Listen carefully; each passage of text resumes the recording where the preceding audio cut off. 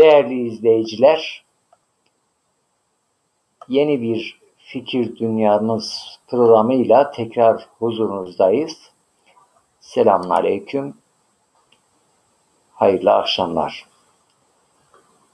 Bu programımızda da yine konuğumuz, değerli üstadımız Sayın Burhanettin Dağ hocamızdır. Kendisini davet ettik, kabul etti.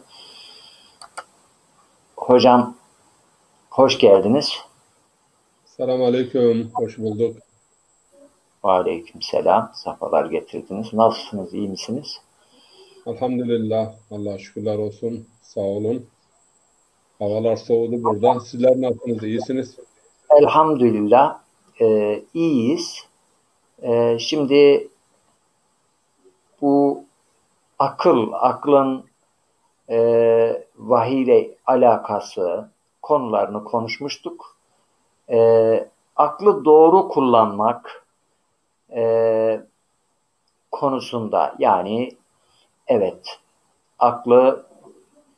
aklın önemini Kur'an-ı Kerim efela ta'kilun çok sayıda Kur'an'da aklımızı kullanmamız anlatılıyor. Ancak aklıyla dalalete gideni de görüyoruz. Aklıyla cehalete gideni de görüyoruz. Bu aklı muhafaza etmenin yolları konusunda şöyle konuyu biraz açarsanız benim sorularım size olacak. Bu arada siz konuşurken de ben programı paylaşacağım inşallah. Bismillahirrahmanirrahim. Elhamdülillahi Rabbil alemin. Sallallahu ala seyyidina Muhammed ve ala alihi ve sahbihi. Hamd, alemlerin yüce Rabbi olan, bizleri yoktan var eden, akıl nimetiyle donatarak diğer mahlukata karşı bizi üstün bir konuma getiren yüce Rabbimize olsun. Salat ve selam ise sevgili Peygamberimiz Hz. Muhammed Mustafa ile onun mutahhar ehli beyti ve seçkin ashabının üzerine olsun. Allah'ın rahmeti, bereketi ve mağfireti ise bizleri ekranları başlarında izleyen tüm bacıların ve kardeşlerin üzerine olsun. Akıl konusunu biz farklı yönleriyle ele almıştık. Akıl, vahiy ilişkisi, aklın çeşitleri, tabii akıl, sonradan kazanılan akıl konularını konuşmuştuk. Ve bugün de bu seri programımızın son halkasında aklın askerleri ve cehaletin askerleri başlığı altında bazı hususları sizlere aktarmaya çalışacağız. Bir başka ifadeyle aklın doğru bir şekilde işlemesini engelleyen faktörler veya aklın güçlenmesi, kuvvetlenmesi, bilelenmesi ve gelişmesine yönelik ve bu konuda rol ifade eden faktörleri bugün ele alacağız. Tabii ki sorunuzun başında dediniz. Akıllı insanlar da hata işliyor. Akıllı insanlar da cehenneme gidiyor. Akıllı insanlar da kafir olabiliyor. İşte bizim de zaten cehalet olarak hep vurguladığımız, bahsettiğimiz ve Kur'an açısından ele almaya çalıştığımız husus ve okur yazarlık veya maişet temini veya hayatın tedbirini öngören akıl değildir. Yani cehalet de bu akla karşı olan değildir. Yani Kur'an'ın cahil olarak nitelendirdiği ve muhatap kabul ettiği insanların hepsi maişet aklına sahip idiler. Hayatı da tedbir ediyorlardı. Ancak marifet konusunda, hakikat konusunda akıllı olan bir insanın yapmasını gerekeni yapmıyorlardı. Bu husus Kur'an-ı Kerim'in birçok yerinde vurgulanmıştır. Bu gece açacağız. Örneğin bir hadis Peygamber Efendimiz sallallahu aleyhi ve sellem şöyle buyuruyor. la yektemilul aklu illa bittiba'il hak. Yani akıl ancak hakka tabi olmakla, hakkı söylemekle, görmekle, duymakla, yaşamakla ve yaşatmakla kamil olabilir.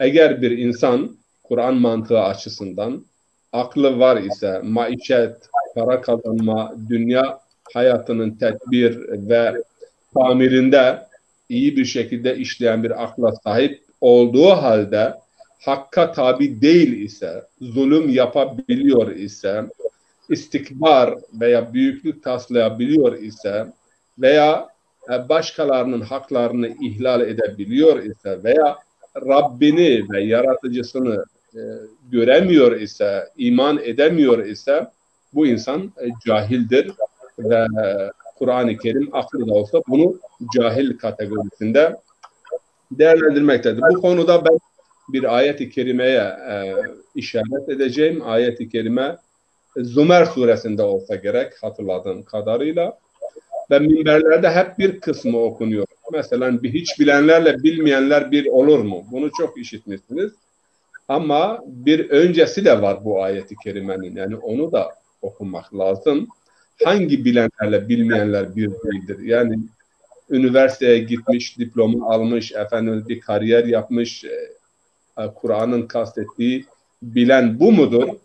Çünkü birinci bölümü ayetin okunmuyor. Nedense hep yani oradan başka bilenlerle bilmeyenler bir değildir. Tabii bilenlerle bilmeyenler bir değildir. Aydınlık, karanlık bir değildir. Zalim, adil bir değildir. Başka bir ayet-i kerimede Fatır suresinin sonunda Allahu Teala ölü ile diri bir olamaz. Nur ile zulümat bir olamaz. Hak ile batıl bir olamaz diyor. Ama burada bu Zümer suresindeki ayetin başında şu ifade var. Yani emmen huve Bismillahirrahmanirrahim. Emmen huve kanitun ana'el leyli saciden ve kaima yahzarul ahire ve yercu rahmete rabbih. Hel yestevillezine ya'lemun vellezine la ya'lemun innema yetezekkeru ulul albab. Sonunda yine akıl vurgusu yapılmaktadır. Ama ayetin başında şöyle deniliyor. Yani gecelerini ibadetle geçirenler, gecelerini Allah'ın ibadetiyle geçirenler, ahiret konusunda tedirgin olan ancak Allah'ın rahmetinden de ümidini kesmeyen kimseler vardır. Bunlarla tabii ondan önce müstekbirlerden veya inkarcılardan bahsediliyor. Bunlarla o bilmeyenler bir olmaz. Yani burada bu bilenlerin özelliği ve vasfı takva ehli olmaları, ibadet ehli olmaları, Rab ile gece gündüz bir irtibat içerisinde olmaları. Yahtarul ahire ve yercu rahmete rabbi. Yani kötü hesaptan dolayı ahiretteki kötü hesaptan dolayı bir tedirginlik içerisindedirler. Bir kaygıları var, bir kuşkuları var ama öte yandan Allah'ın rahmetinden de ümidini kesmemişlerdir. Allah'ın rahmetini bekliyorlar. Yani bu bilenlerle bilmeyenler bir olamaz. Yoksa sırf bir diploması olmuş, bir şeyler öğrenmiş ama ahiret inancı yok. Allah'ın rahmetinden ümidi kopuk, Rabbi tanımayan, kaynağı, başlangıcı ve sonu bilmeyen bir bilenin Kur'an açısından bir ifadesi, bir manası yoktur. Sonunda da innema yetezekkeru ulul elbab. Ancak olup bitenlerden, hadiselerden kendileri için ders çıkarabilen, ibret alabilen kimseler, yani akıl sahibi olan, öz ve cevher sahibi olan kimselerdir. Yine bu konuda Yunus Emre'nin o şiiri de bu bağlamda ele alınabilir. İlim bilmektir. İlim kendin bilmektir. Eğer kendin bilmezse bu nice okumaktır. Yani devamı da var şiirin. Yani kişinin kendisini bilmesi, aklı, ilmi eğer tahsil etmiş, aklı var ve ilmi tahsil etmiş ama kendisini tanımamış ve kendisini tanımadığından dolayı da Rabbini tanımamış olan bir insan Kur'an mantığı açısından bu cehalet kategorisindedir. Cahillerdendir. 100 tane de diploması olmuş olsun. Fark etmez. Evet. Hocam şimdi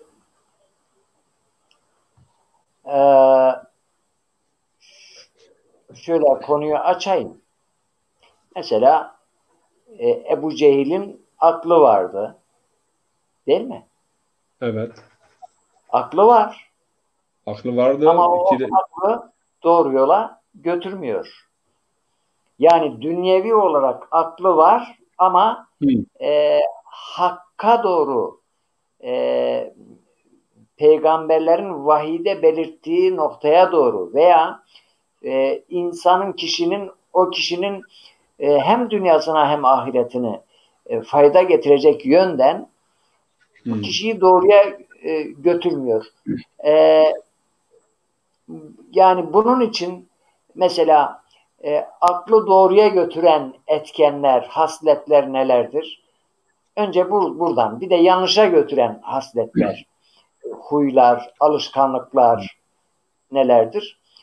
Önce bu birincisi üzerinde duralım, sonra ikincisine. Yani cehalete götüren, cehaletin askerleri dediğimiz hasletler. Şimdi aklın askerlerine bir göz atalım. Nelerdir? Şimdi bu konuda tabii ki Peygamber Efendimiz sallallahu aleyhi ve sellemin 6. torunu olan İmam Cafer-i Sadık Hazretlerinden bir rivayet bize ulaşmıştır. Semaat İbni Mihran an İmam Cafer-i Sadık ondan naklediyor ve diyor ki aklı ve askerlerini tanıyın ki doğru yolu bulmuş olasınız ve cehaleti ve askerlerini tanıyınız ki şerden ve küfürden korunmuş olasınız. Bir dakika, bir canlı toplantıdayım.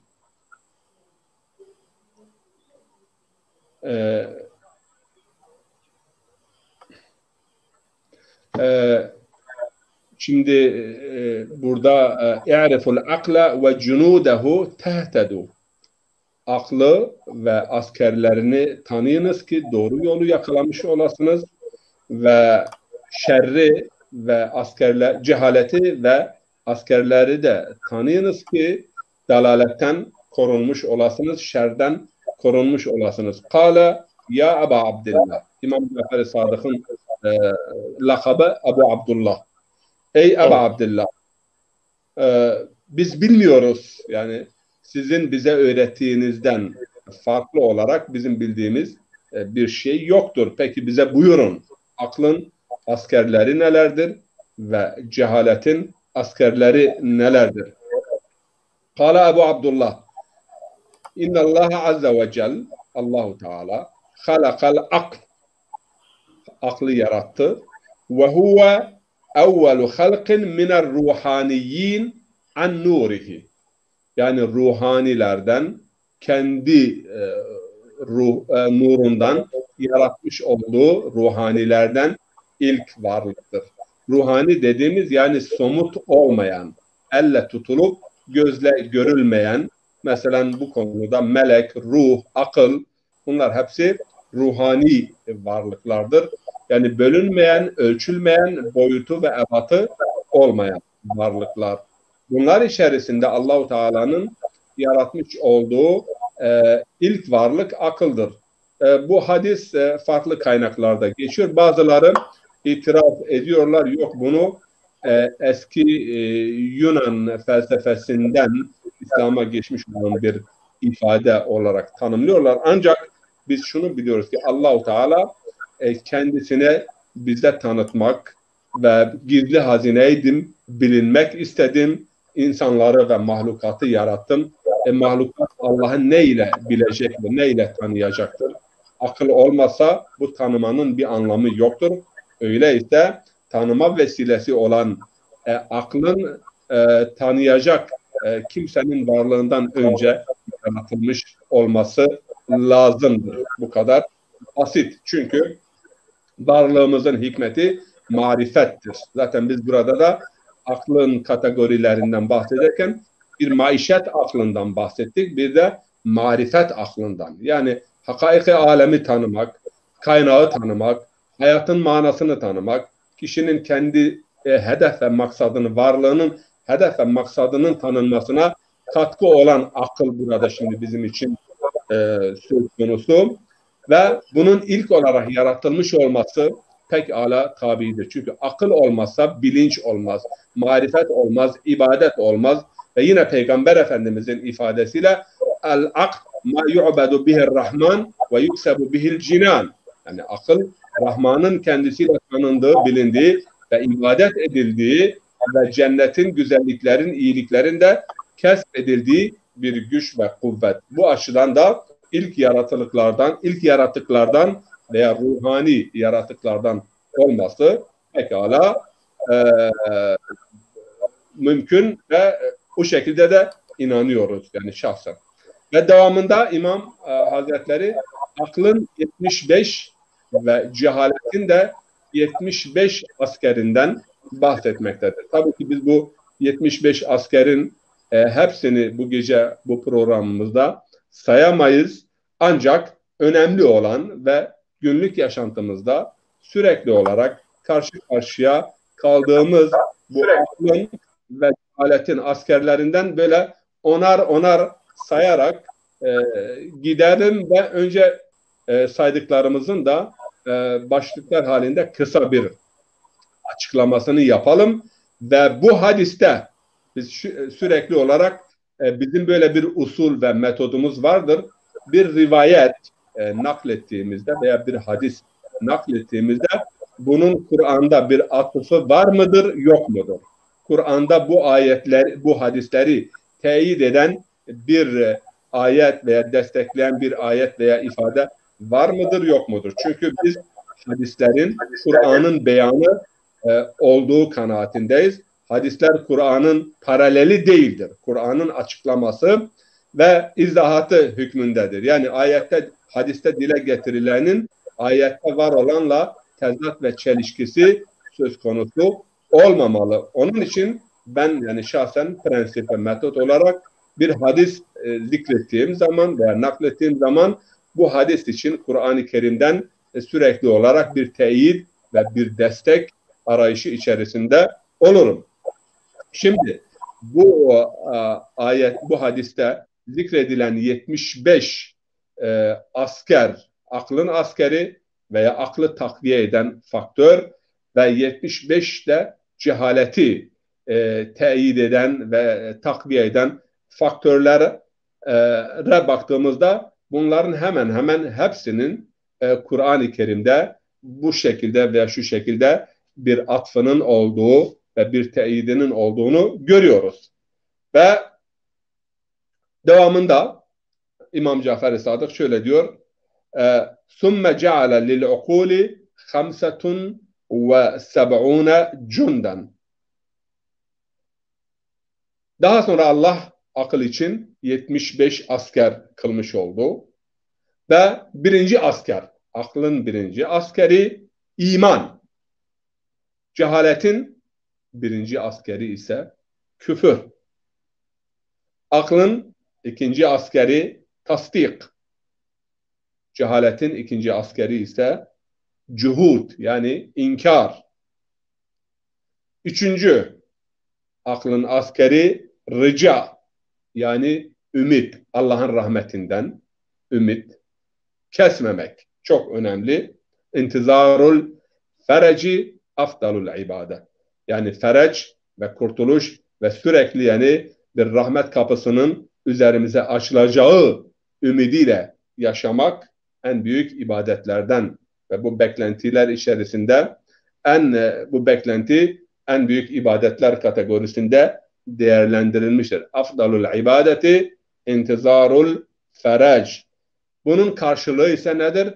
Kunut yani ümitsizlik. Hatta sabah namazında Şafii fıkhında veya yatsı namazının vitrinde Hanefi fıkhında ve bütün namaz vakitlerinde Caferi fıkhında kunut okunması yani bu ümitsizliği bertaraf edecek dua ve yakarıştır.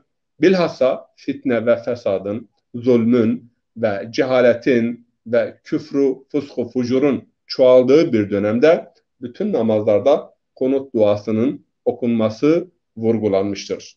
Beni Mustalık hadisesinde bazı Peygamber Efendimizin yaranları öldürüldü. Peygamber Efendimiz hadis kitaplarına müracaat edilebilir.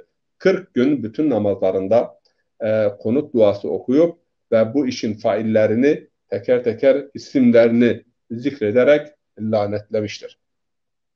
Öte yandan aklın bir diğer askeri adalettir. Yani akıllı olan bir insan adil davranır. Tabii ki bunları biz açacağız ve bunun karşılığı ise cevur ve zulümdür. Beşincisi rıza. Zaten imanın 3-4 esası vardır. Tevekkül, teslim, rıza, tefviz. Yani bir insan eğer gerçekten iman etmiş ise tevekkül ehli olması lazım. Yani kendi görevini yerine getirdikten sonra başa gelene rıza göstermesi lazım. Bunun karşılığı ise cehaletin askeri sakat. Yani kabullenememe ve azarlanmış olma ve rıza göstermeme haleti Arapçada sakat olarak ifade ediliyor. Öfke yani bir başka ifadeyle. Şükür aklın bir fonksiyonudur. Yani bunlar aklın artmasına sebebiyet veren faktörlerdir. Kufran, inkar. Diğer taraftan yani Allah'ın rahmetine, Allah'ın bereketine ve mağfiretine ümit var olmak. Tamam ve buna karşılık yes, tevekkül ve hırs. Yani ayet-i kerimede kaç yerde Allah innallaha yuhibbul mutevekkilin ve alallahi felyetevekkelil mutevekkilun ve ma lana alla netevekkele alallah. Ne oluyor da niye Allah'a tevekkül etmeyelim ki? Fakat hedana subulana bize hidayeti gösterdi, yolları, hakka giden yolları gösterdi. Ve alallah felyetevekkelil mutevekkilun. Yani İbrahim suresinde geçiyor. Allah'a yani tevekkül ehli daima iman ehli tevekkül eder. Bunun karşılığında şefkat ve merhamet aklın bir göstergesi olarak, aklın bir askeri olarak tanımlanırken kasvet yani katı kalplilik, katı kalpli olmak, merhamet ve sevgiden yoksun olmak ise cehaletin bir askeri olarak tanımlanmıştır. Rahmet ve gadab yani öfke ve merhamet. İlim ve cehil. Tabii ki burada ilim ve cehaletten maksat okuma, yazma ve bilmek veya bilmemek, öğrenmek, öğrenmemek. Şimdi burada aşağı yukarı biz 10 tane askeri saydık ve tevazu ve kibir. Yani tevazu aklın alametidir ve kibir ise, büyüklenmek ise, istikbar ise cehaletin alametidir. Şimdi eğer uygun görürseniz bu 10 saydığımız 10 faktör, 10 aklın askeri ve 10 da cehaletin askerinin biraz izahatını ve açılımını yapalım. Bunlar nasıl akla askerlik yapıyor veya nasıl cehalete askerlik yapıyor?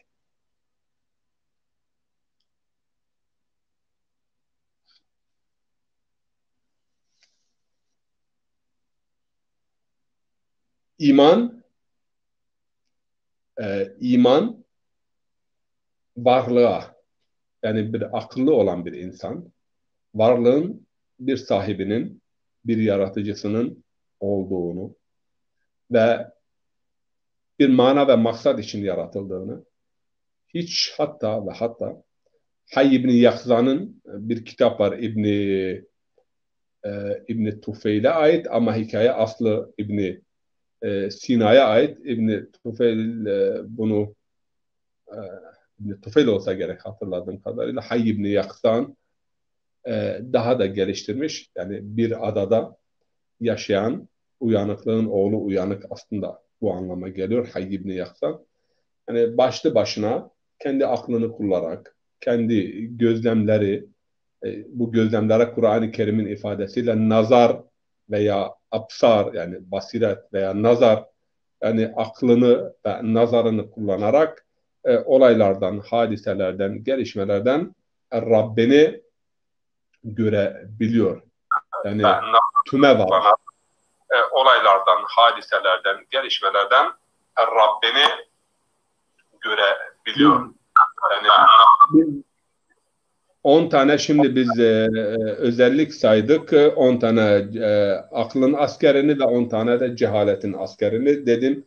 Bunları şimdi teker teker bir açıklayalım, izah edelim.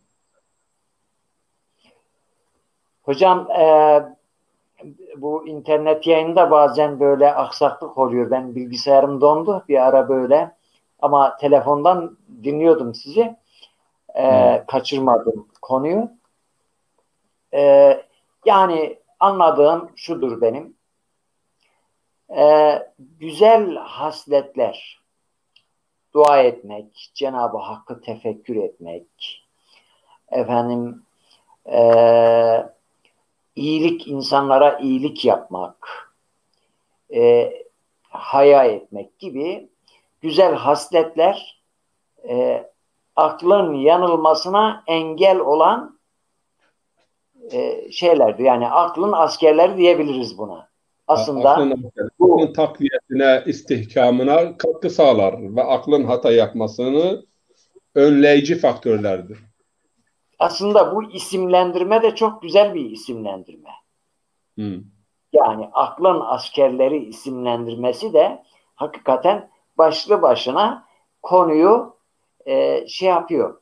Yani düşünün adam, şimdi biraz sonra herhalde şeye de geçeceksiniz, cehaletin askerleri konusuna, ama müsaade ederseniz ben bu arada izleyicileri şöyle bir selamlayayım. Siz de biraz bu arada bizi izleyin. Efendim Sadık Kaya kardeşimiz, Nevzat Kılıç, Süleyman Ertuğrul, Ali Bozyiğit, Nezir Alkan, Abdülmelik Korkut Ata hocamız, hepsi bize selam veriyorlar ve aleyküm selam. Hoş geldiniz. Yayınımıza hoş geldiniz. Çok teşekkür ediyoruz. Var olun sizinle. Biz yayına gayet güzel sohbetimizi yapıyoruz. Yani aklın yanılmasına sebep olan veyahut kişiyi cehalete sürükleyen huylar olarak. Bu askerler huylardır. Yani bu güzel huylar aklın askerleri oluyor. Kötü huylar ise cehaletin askerleri oluyor. Evet. Aslında hepimizin muhtaç olduğu bu şeyler. Yani ben İslam tarihinden hatırlıyorum hocam. Ebu Cehil ve onun, yani Mekke'deki müşrikler çeşitli çıkarları nedeniyle hak yola gelmiyorlardı. Biliyorlardı fakat o küçük hesapları, dünyevi hesapları yüzünden yanlış yola sapıyorlardı. Maişet aklı, marifet aklının önünde bir perde oluyordu. Perde oluyor. Perde. Maişet, geçim aklı, dünya aklı, marifet hakikati götürecek akıl önünde perde oluyor. Mesela o Mekkeli müşriklerle Müslümanların mücadelesinde bazı anekdotlar var. Mesela kibir de bazen engel oluyor. Peygamberimiz yani diyorlar, o köleler efendim işte kendilerini üst tabaka kabul ediyorlar. Onları da aşağı tabaka, yani onlarla biz nasıl eşit olacağız? İşte onların aklını yanıltan şeyler veya İslam dini birçok konuda böyle sınırlandırma getirmişti. Mesela kadını bir kullanılan bir mal olarak, affedersiniz yani cemaatten sözüm dışarı gibi gören anlayış var bir tarafta. Öbür tarafta kadın ve erkek konusunda Peygamberimizin tavsiyeleri, Kur'an'ın mesajını biliyoruz. Şimdi o durumdan bu duruma gelmeyi kabullenemiyorlar. Akıllarını yanıltıyor. Hatta siz daha iyi biliyorsunuz, Amerika'daki zenci beyaz mücadelesinde, yani o zenciler nasıl olur? Biz zenciler, beyazlar, zencilerle biz aynı arabaya bineceğiz. Yani mümkün değil. Akılları orada tıkanıp kalıyor. Demek ki şeytanın askerleri orada akıllarını yanıltıyordu. Hocam, bir miktar şeytanın askerleri konusuna da değinelim. Şimdi ben orada oralarda senin internet gittiğinde ben 10 tane asker, 10 asker imandan, 10 asker de cehaletten, yani bir gittim. 10 tane saydım. Şimdi iman büyük bir kısmını telefondan izledim. Benim iman dedi. İmanın karşılığı iman aklın askeridir. Karşılığında küfür, inkar, cehaletin askeri. Tasdik, kabul etmek, hakikati kabullenmek aklın askeridir. Karşılığında cuhud, yani inkar ve reddetme, inadına reddetme. Rica, ümit, Allah'ın rahmetine ümit bağlamak bu aklın gereğidir. Ama bunun karşılığında konut, yani ümitsizlik. Adalet aklın gereğidir. Akıl adaleti emreder. Ama bunun karşılığında cehalet ise zulmü gerektiriyor ve cehaletin askeri cevur, zulümdür. Veya diğer taraftan, yani rıza ve teslimiyet Allah'ın emrine, Allah'ın buyruğuna ve bazen irademiz dışında gerçekleşen hususlara rıza göstermek bu imanın gereğidir. Zaten iman, rıza, teslim, tevekkül, yani bu esaslardan müteşekkildir. Bunun karşılığında sakat, yani rızasızlık ve öfke, Allah'ın iradesine karşı bir rıza göstermeme, bir itiraz ve isyan, bu da cehaletin. Birçok insanı ben görüyorum mesela. Örnek vereyim size. Allah beni niye yarattı? Bana sormadı, beni niye yarattı? Ya sen var mıydın, sana sormadı? Veya beni niye bu şekilde yarattı, bu tipte yarattı? İşte burada, yani bu önemli bir husustur.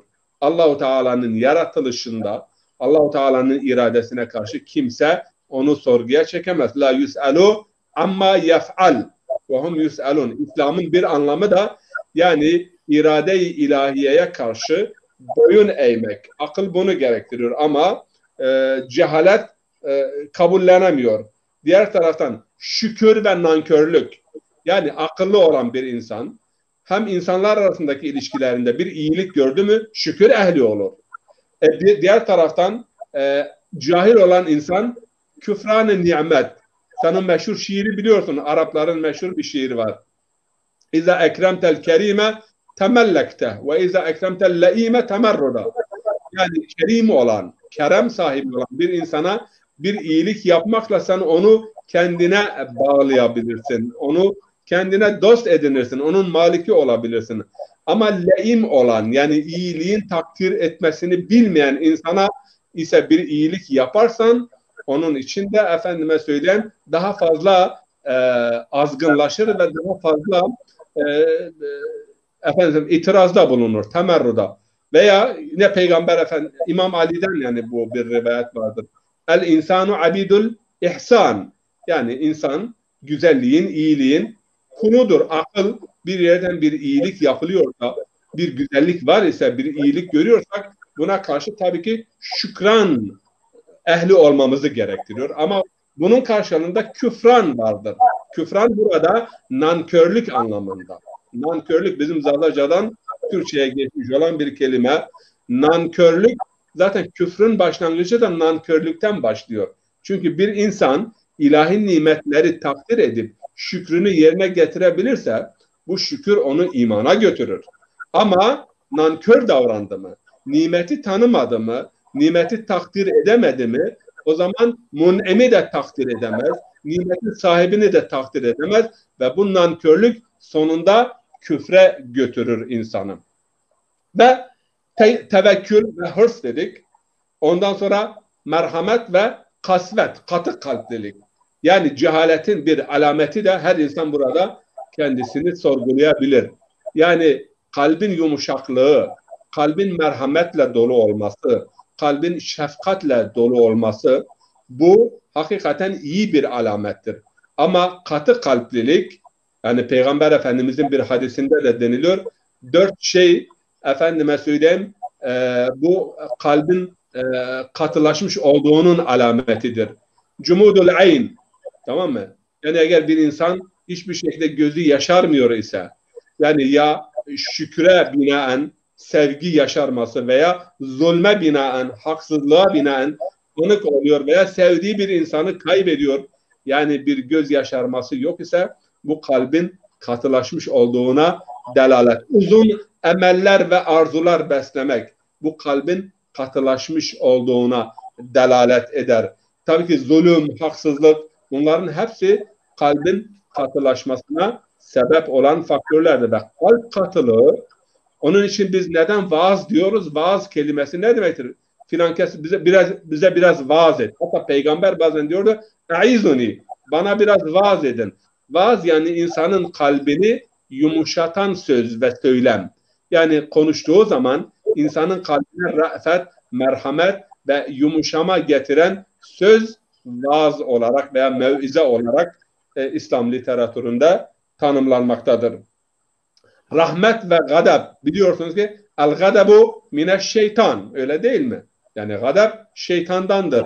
Hatta Peygamber Efendimizin bir hadisinde şöyle deniliyor: öfkelendiğiniz zaman, gadab ettiğiniz zaman bir abdest alın, üzerinize bir su serpin. Hatta normal kültürlerde de bir insan öfkelendiğinde, dini olmayan kültürler buna bir su veriyorlar veya su serpiyorlar.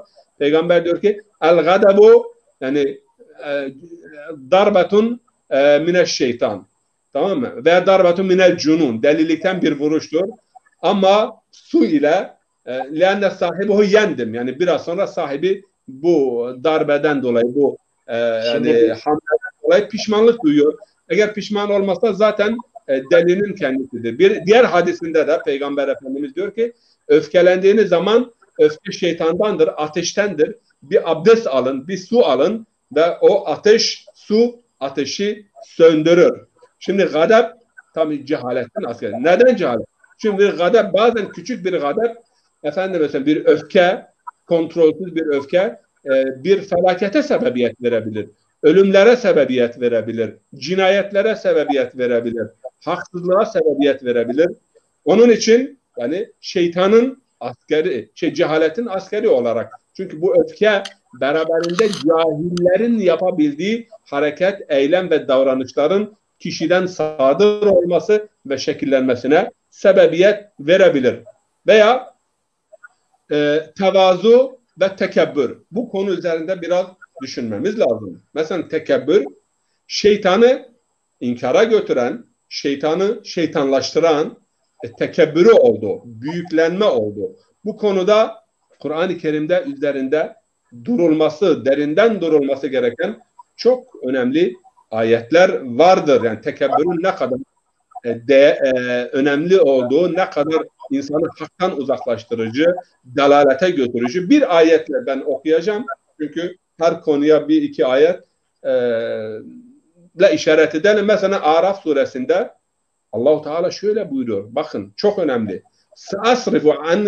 Seasrifu ayati anillezine yetekebberune fil ardi bigayril hak. Ve in yarav sebila rüşdi la yettehizuhu sebila. Ve in yarav sebila l-gayyi yettehizuhu sebila. Zalike bi'annehum kezzebu bi ayatillah ve kanu anhum gafilin. Yani ben yeryüzünde haksız yere büyüklenen insanlardan ayetlerimi uzak tutacağım. Bunlar o ayetlerin nuruna mazhar olamayacaktır. Büyüklük taslayan insana iman sirayet etmez. Hak ve hakikat onların kalbinde yer etmez. Neden? Çünkü onlar ne kadar hakkı görseler hakka sarılmazlar. Veya yanlış gördükleri yolları yol olarak seçerler. İnkara kalkışırlar ve gafilce davranırlar. Gaflet de başlı başına cehaletin askerlerinden biridir. Ve tekebbür insanı hem imandan uzaklaştırır, hem hakikatten uzaklaştırır ve yeryüzündeki savaşların, haksızlıkların, zulümlerin büyük bir kısmı tekebbürden dolayı meydana gelmektedir. Nasıl? ben büyüğüm, ben üstünüm, benim ürettiklerim, değerlerim üstündür. Bu milletler arasında da böyle. Dünya arenasına da baktığımız zaman müstekbir güçler, ben büyüğüm, ben yön vereceğim. Ama Kur'an'ın mantığında yön veren Allah'tır. Mütekebbir Allah'tır. İnsan mütekebbir olamaz. El kibriya o ridai. Yani büyüklük bana yakışan bir libastır veya bir sıfattır.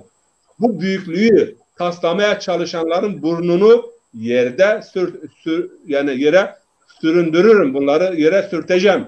Ya bu dünyada ya öbür dünyada, çoğu da bu dünyada hakikaten cezalarını ve belalarını görüyorlar. Veya efendime söyleyeyim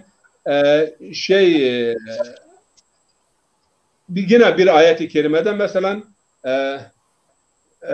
ve izâ câethum âyâtuna felemma câethum âyâtuna mubsireten,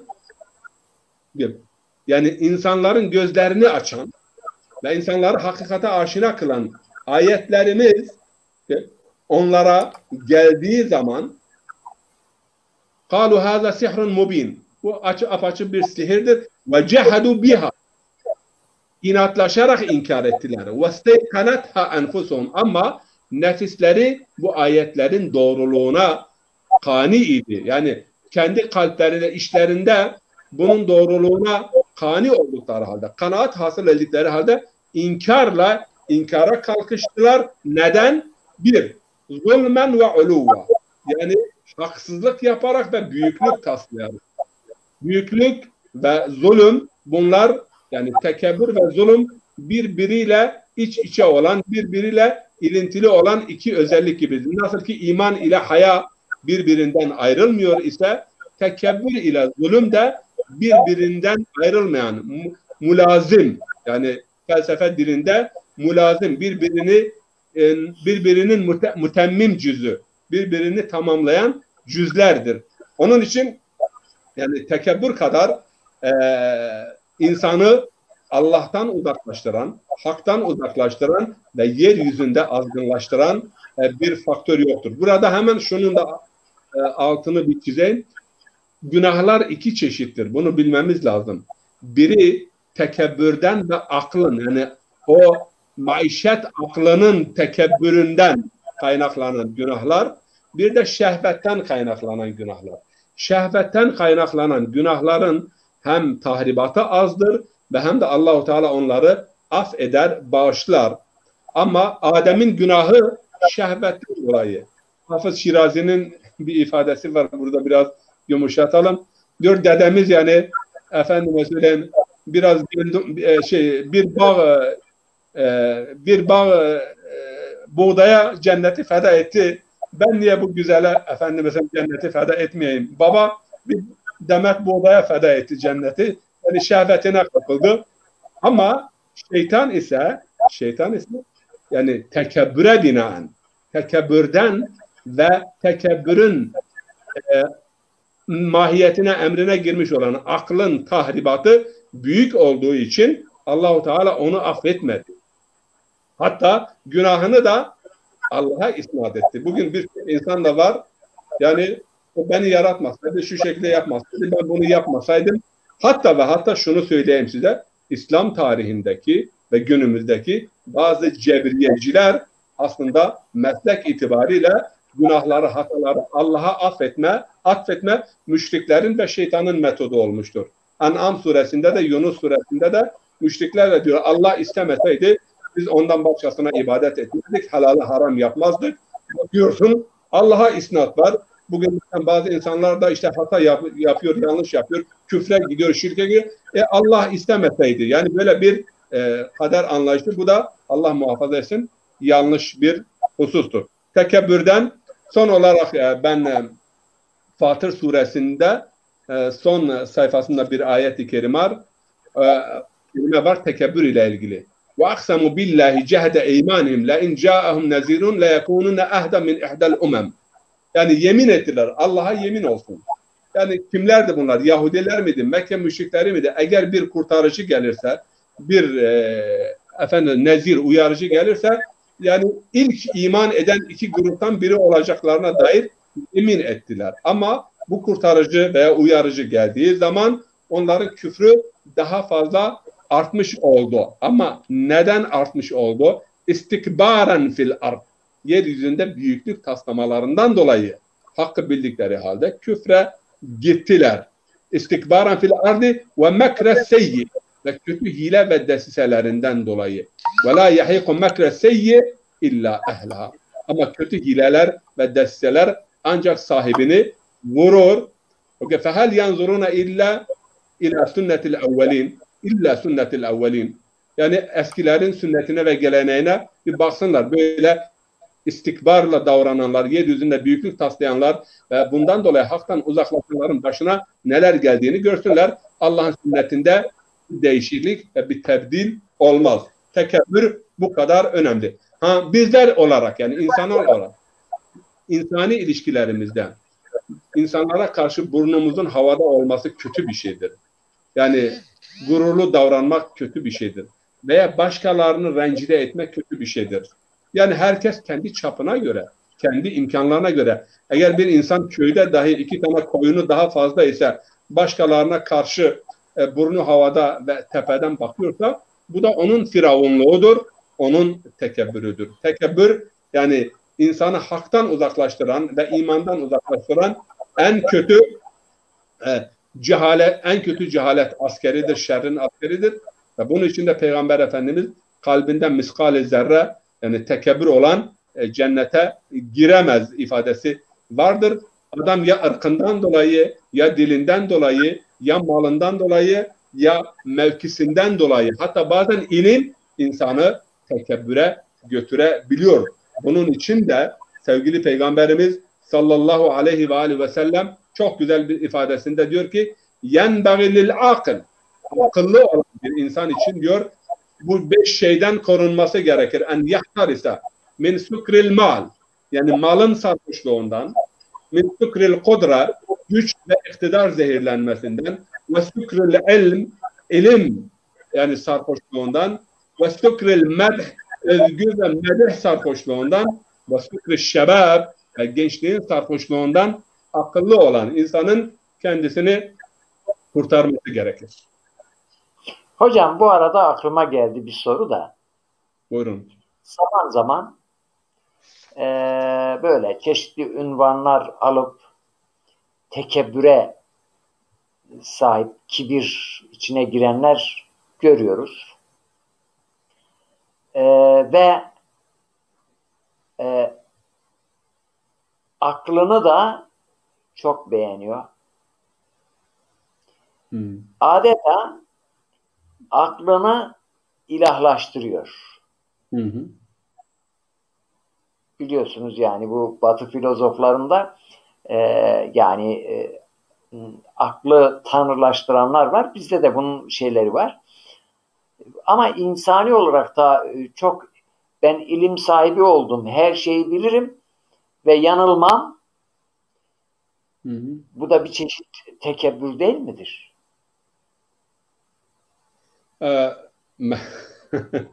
Mevlana'nın bir şiiriyle başlayalım mı?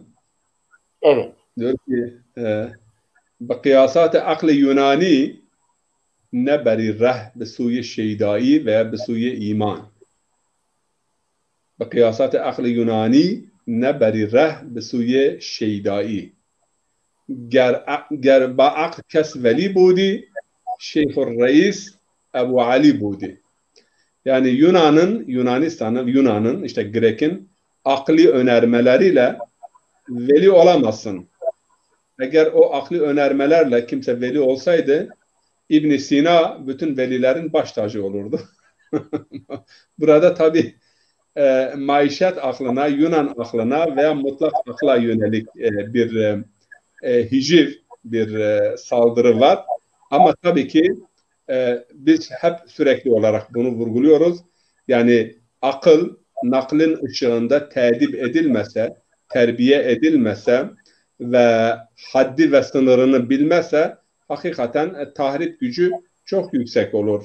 Ve bugün insanlık tarihine baktığımız zaman Atom bombalarından tutun, savaşlardan tutun, kıyımlardan tutun, öldürmelerden tutun. Hatta ve hatta son mikrop, daha bu son virüs da belli değil. Yani acaba laboratuvarlarda mı üretildi veya kendiliğinden meydana geldi? Bütün bunlar akıllı insanların işidir. Ama hangi akıl? Yani teslimiyeti olmayan ve tedip edilmemiş olan vahyin ışığı altında, yani akli küllün talimatı altına girmeyen akli cüz'i, yani tahribi çok yüksek olur. Peygamberler bir taraftan insanların akıllarını harekete geçirmek için gelmiş iken, öte yandan akılları terbiye etmek, akla sınırlarını bildirmek ve akla cihet ve yön vermek. Yani zaten bir konumuzda, bir sohbetimizde inşallah ilim ve din ilişkisinden bahsederken, ilim insana ne kazandırır, din insana ne kazandırır? Bunlar el ele verdiği zaman neler olabilir? Akıl da yani kendisine ülvi hedef gösterildiği zaman, ülvi iyi bir cihet ve yön gösterildiği zaman, Allah'ın rızası ve iradesi ve isteği dahilinde hareket ettiği zaman nimet olur, marifet olur, saadet-i dareni beraberinde getirir. Ama bu olmadığı zaman birçok akıllı insan hem kendi helaket ve felaketini hem de başkalarının helaket ve felaketini beraberinde getirmiştir. Hocam şimdi konumuza devam edeceğiz ama burada böyle parantez içinde hocam. Ahmet Barıştıran kardeşim vardır. Efendim? Allah'ın insanların ona ibadet etmeye ihtiyacı var mı? Dinde zorluk var mı? Dinde zorlama var mı? Üçüncüsü de şu anda bahsettiğiniz kibir en çok kimleri kapsar? 3 tane soru var. Birincisinden başlayalım hocam. Eğer müsaaden var ise. Allah'ın insanların ibadetine ihtiyacı yoktur. Kur'an-ı Kerim'de İbrahim suresinde Hazreti Musa kavmine hitaben diyor ki: "Kâle ya kavmi in tekfuru entum ve men fil ardı cemi'a fe innallaha leganiyyun hamid." Yani eğer siz ve yeryüzündeki bütün insanlar hepiniz kafir olursanız ve hepiniz de Ebu Cehil'in küfrü üzerine olsanız, yine Allah'a bunun bir zararı olmaz. Ve hepiniz sabah ve akşam ibadet ederseniz Allah-u Teala için bir şey çoğalmaz. İbadet ne demektir? Bunu önce bir anlamamız lazım. Şimdi biz ibadet, bakın kelimenin kökünü açtığımız zaman, o zaman manası daha iyi anlaşılmış olur. İbadet veya abd demek, yani bir şeyi takip etmek. Mesela Arapça diyorlar ki abadeti zillu sahibuha. Gölge sahibini takip ediyor. Siz güneşi bir havada hareket ettiğiniz zaman, efendime söyleyeyim, yani oturursanız gölge oturur, kalkarsanız kalkar, hareket ederseniz hareket eder.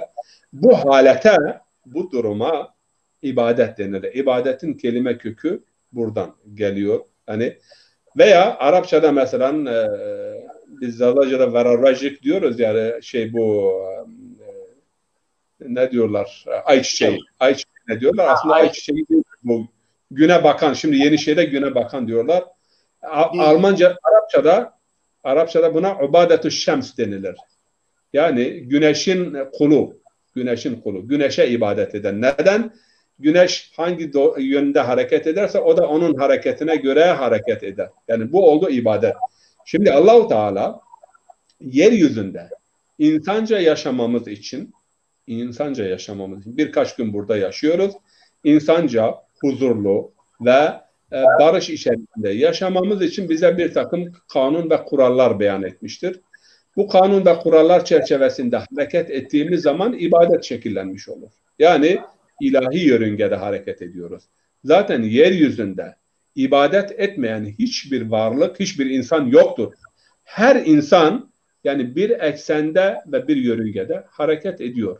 Ya Kur'an-ı Kerim'in ifadesiyle kendi nefsi ihtiraslarının peşine takılmıştır ve o şekilde ona, nefsine اَلَّذِينَ اتَّخَذُوا اِلَٰهَهُمْ هَوَاهُمْ, yani havai nefsini, nefsi istek ve arzularını ilah edinen ve onun peşine takılıp o şekilde, o da ibadettir.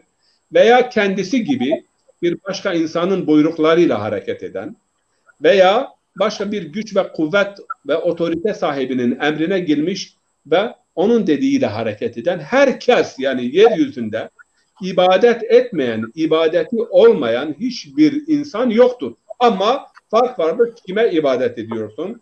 Yani bu ibadi hareketlerin senin hakikatinle, varlıktaki hakikatle ne kadar uyum içerisindedir? Biz şeriatla tabiatın uyum içerisinde, bu da başlı başına bir konudur.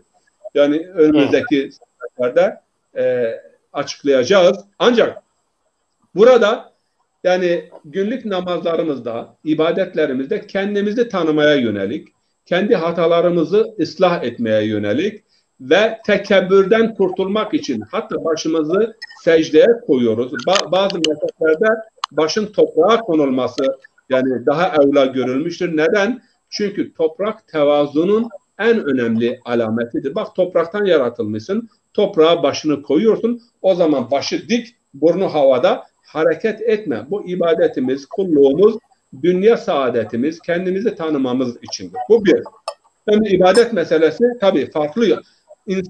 İnsan Allah'ın iradesi doğrultusunda hareket ettiği zaman Kur'an açısından ve hadis açısından hayatın her aşaması ibadettir. Eğer sen yani Allah rızası için çoluk çocuğuna helal bir rızık getirmek için çabalıyorsan o da ibadettir. Anne ve babana gülümseyerek bir tebessüm ediyorsan, yüzlerine bakıyorsan o da ibadettir. Bir hizmet yapıyorsan o da ibadettir. Yani bir yolda efendime söyleyeyim insanlara eziyet veren bir şey kaldırıyorsan o da ibadettir. İslam'da ibadet çok geniştir. Sadece ama ibadet dediğimiz zaman hep veya namaz ve oruçla akla geliyor. Bu yanlış bir şeydir. Namazın da yine hikmetinde, namaz eğer seni kötülükten, azgınlıktan, taşkınlıktan, zulümden, tekebbürden uzaklaştırmıyor ise zaten bu namaz kıyamet gününde bir peygamberin ifadesiyle bir eski çaput bir elbise, yani bir paçavra gibi senin yüzüne vurulacak ve onunla birlikte yani şekil alacak senin namazın. Eğer namazın sana güzellik kazandırmış ise, sana izzet, onur, tevazu, efendime söyleyeyim ihsan kazandırmış ise, muhsin olmuş isen o namazın ahirette de yani sana güzel cilveleri olur. Ama eğer namaz yapmış isen aynı zamanda her türlü yanlış, hata, azgınlık ve taşkınlık olmuşsa veylun lil musallin ayetine mazhar olmuş olursun. Yazıklar olsun o namaz kılanlara. İkinci hususa gelince, dinde zorlama var mıdır? Dinde vardır, yoktur. Vardır nasıl, yoktur nasıl? Bir dine giriş konusunda, bir dini kabullenme konusunda, Müslüman olup olmama konusunda burada zorlama yoktur. Bak, bir dini kabullenme konusunda. Ama kişi kendi hür iradesiyle, bilgisiyle ve kalbinin efendime söyleyeyim tasdiki ve şehadetiyle, dilinin ikrarıyla iman dairesine girdikten sonra ben Müslümanım ama valla içki de içerim. Bu olmaz. Şuna benziyor. Ben bir örnek veriyorum. Burada Almanlar da bu soruyor. Bana çok soruyorlar, yönlendiriyorlar. Onlara kendi dillerinden bir örnek veriyorum. Diyorum ki biz yabancılar olarak buraya geliyoruz. Alman vatandaşlığını başvuruyoruz. Şimdi bu vatandaşlığa başvurup vurmama konusunda biz serbestiz. Yani kimse bizi zorlayamaz. Ama Alman vatandaşı olduktan sonra vallahi vatandaş olmuşum ama devlete vergi vermem. Yok. Vatandaş olduktan sonra devlete vergi vermek mecburiyetindesin. Buradaki içtimai, sosyal kurallara riayet etmek durumundasın. Çünkü kendi isteğinle sen bu memleketin vatandaşlığını veya daha basit bir firmaya gidip o firmanın bir elemanı olma konusunda kişi muhtardır. Gidebilir de gitmeyebilir de. Ama bir firmaya da girdiğiniz zaman o firmanın kendine has bir yönetmenliği vardır. Öyle değil mi? Bir insan bir firmada çalışmaya başladığı zaman o yönetmenliğe göre hareket etmek durumundadır. Ama girip girmeme konusunda insan serbesttir. Aynı şekilde İslam dinine girmeden önce 4-5 tane şart vardır. O şartlar önemlidir. Akl, buluğ, tamam mı? Akıldır, balık olmaktır, marifet sahibi olmaktır, bilmektir, tanımaktır. Ondan sonra tasdik geliyor. Ondan sonra ikrar geliyor. Ondan sonra amel geliyor. Yani bir süreçtir, bir aşamadır. Öyle sadece bazen mesela insanlar geliyorlar bir evlilikten dolayı ya bir Müslüman kızla evlenmek istiyor. Ben Müslüman oldum, şehadet vereceğim. Diyorum ki ben soruyorum. Neyin şehadetini veriyorsun? Neye tanıklık yapıyorsun? İşte Hz. Muhammed son peygamber. Okudun mu Hz. Muhammed'i? Hz. Muhammed'in söylediklerini biliyor musun? Emirlerini veya getirdiği Kur'an'ı. Çünkü şehadet demek yani sanki gözümle görmüş ve bunları yaşamışım gibi kalbimin bütün hücreleriyle bir şeye ben tanıklık ediyorum. Dilimle de bu tanıklığı ben ifade ediyorum. Buna şahit. Birkaç kitap veriyorum diyorum. Önce git biraz oku. Ondan sonra öğren. Eğer tanıklık yapmak istersen o zaman. Bazıları gidip bir daha gelmezler. Bazıları da geliyorlar. Yani şimdi giriş konusunda hem vatandaşlık örneğini verdim hem de bir firmaya giriş örneği verdim. Ama firmaya sen bir personel olarak giriş yaptıktan sonra firmanın yönetmenliğine uymak durumundasın. İslam dini herhalde bir firma ve bir vatandaşlıktan daha az bir değere sahip değildir. Bir insan zaten teslimiyet demektir. Yani İslam'ın bir anlamı da ben bu daireye girdikten sonra Allah'ın emir ve yasaklarına, peygamberin sünnetine teslimim ve bunu uygulamak mecburiyetindeyim. Konusunda ibadeti zorla yaptıramazsın. Hangi? Namaz veya oruç, namaz kılmadı mı dayak atma filan bu. Ama sosyal konularda zorluk var. Sen çarşıya çıkıp da içki içemezsin. Veya ben zekat vermem. Zekat zorla alınır. Zekatı vermek mecburiyetinde. Çünkü senin toplum içerisindeki bir yükümlülüğündür. Meşru bir müdafaa, memleket saldırıya uğradı mı İslam beldesi veya sen bunu yapmak durumundasın. Veya toplumun huzurunu bozacak. İslam'ın sınırlarını alt üst edecek yani hareketlerde bulunamazsın, mecbursun. Ama evine kapanmışsın, evinin dört duvarında Ramazan ayında oruç tutuyorsan kimsenin senin evinin içerisinde hakkında casusluk yapma hakkı yoktur. Ama sokak ortasına gelip de yani başkalarının önünde işte ben oruç tutmam, ben yerim ama ben Müslümanım yine, bu da olmaz yani. Bir soru daha vardı, bölüm daha vardı. Evet, ben soruyu tekrar edeyim.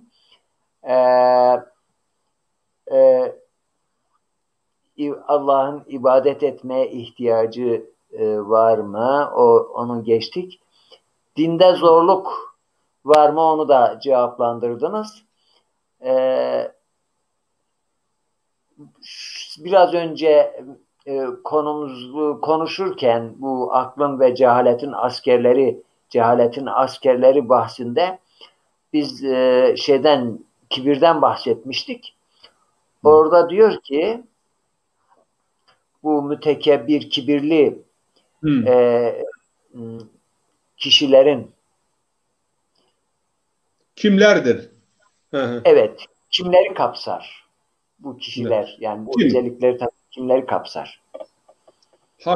Hakkı kabullenemeyen bir insan kibirlidir.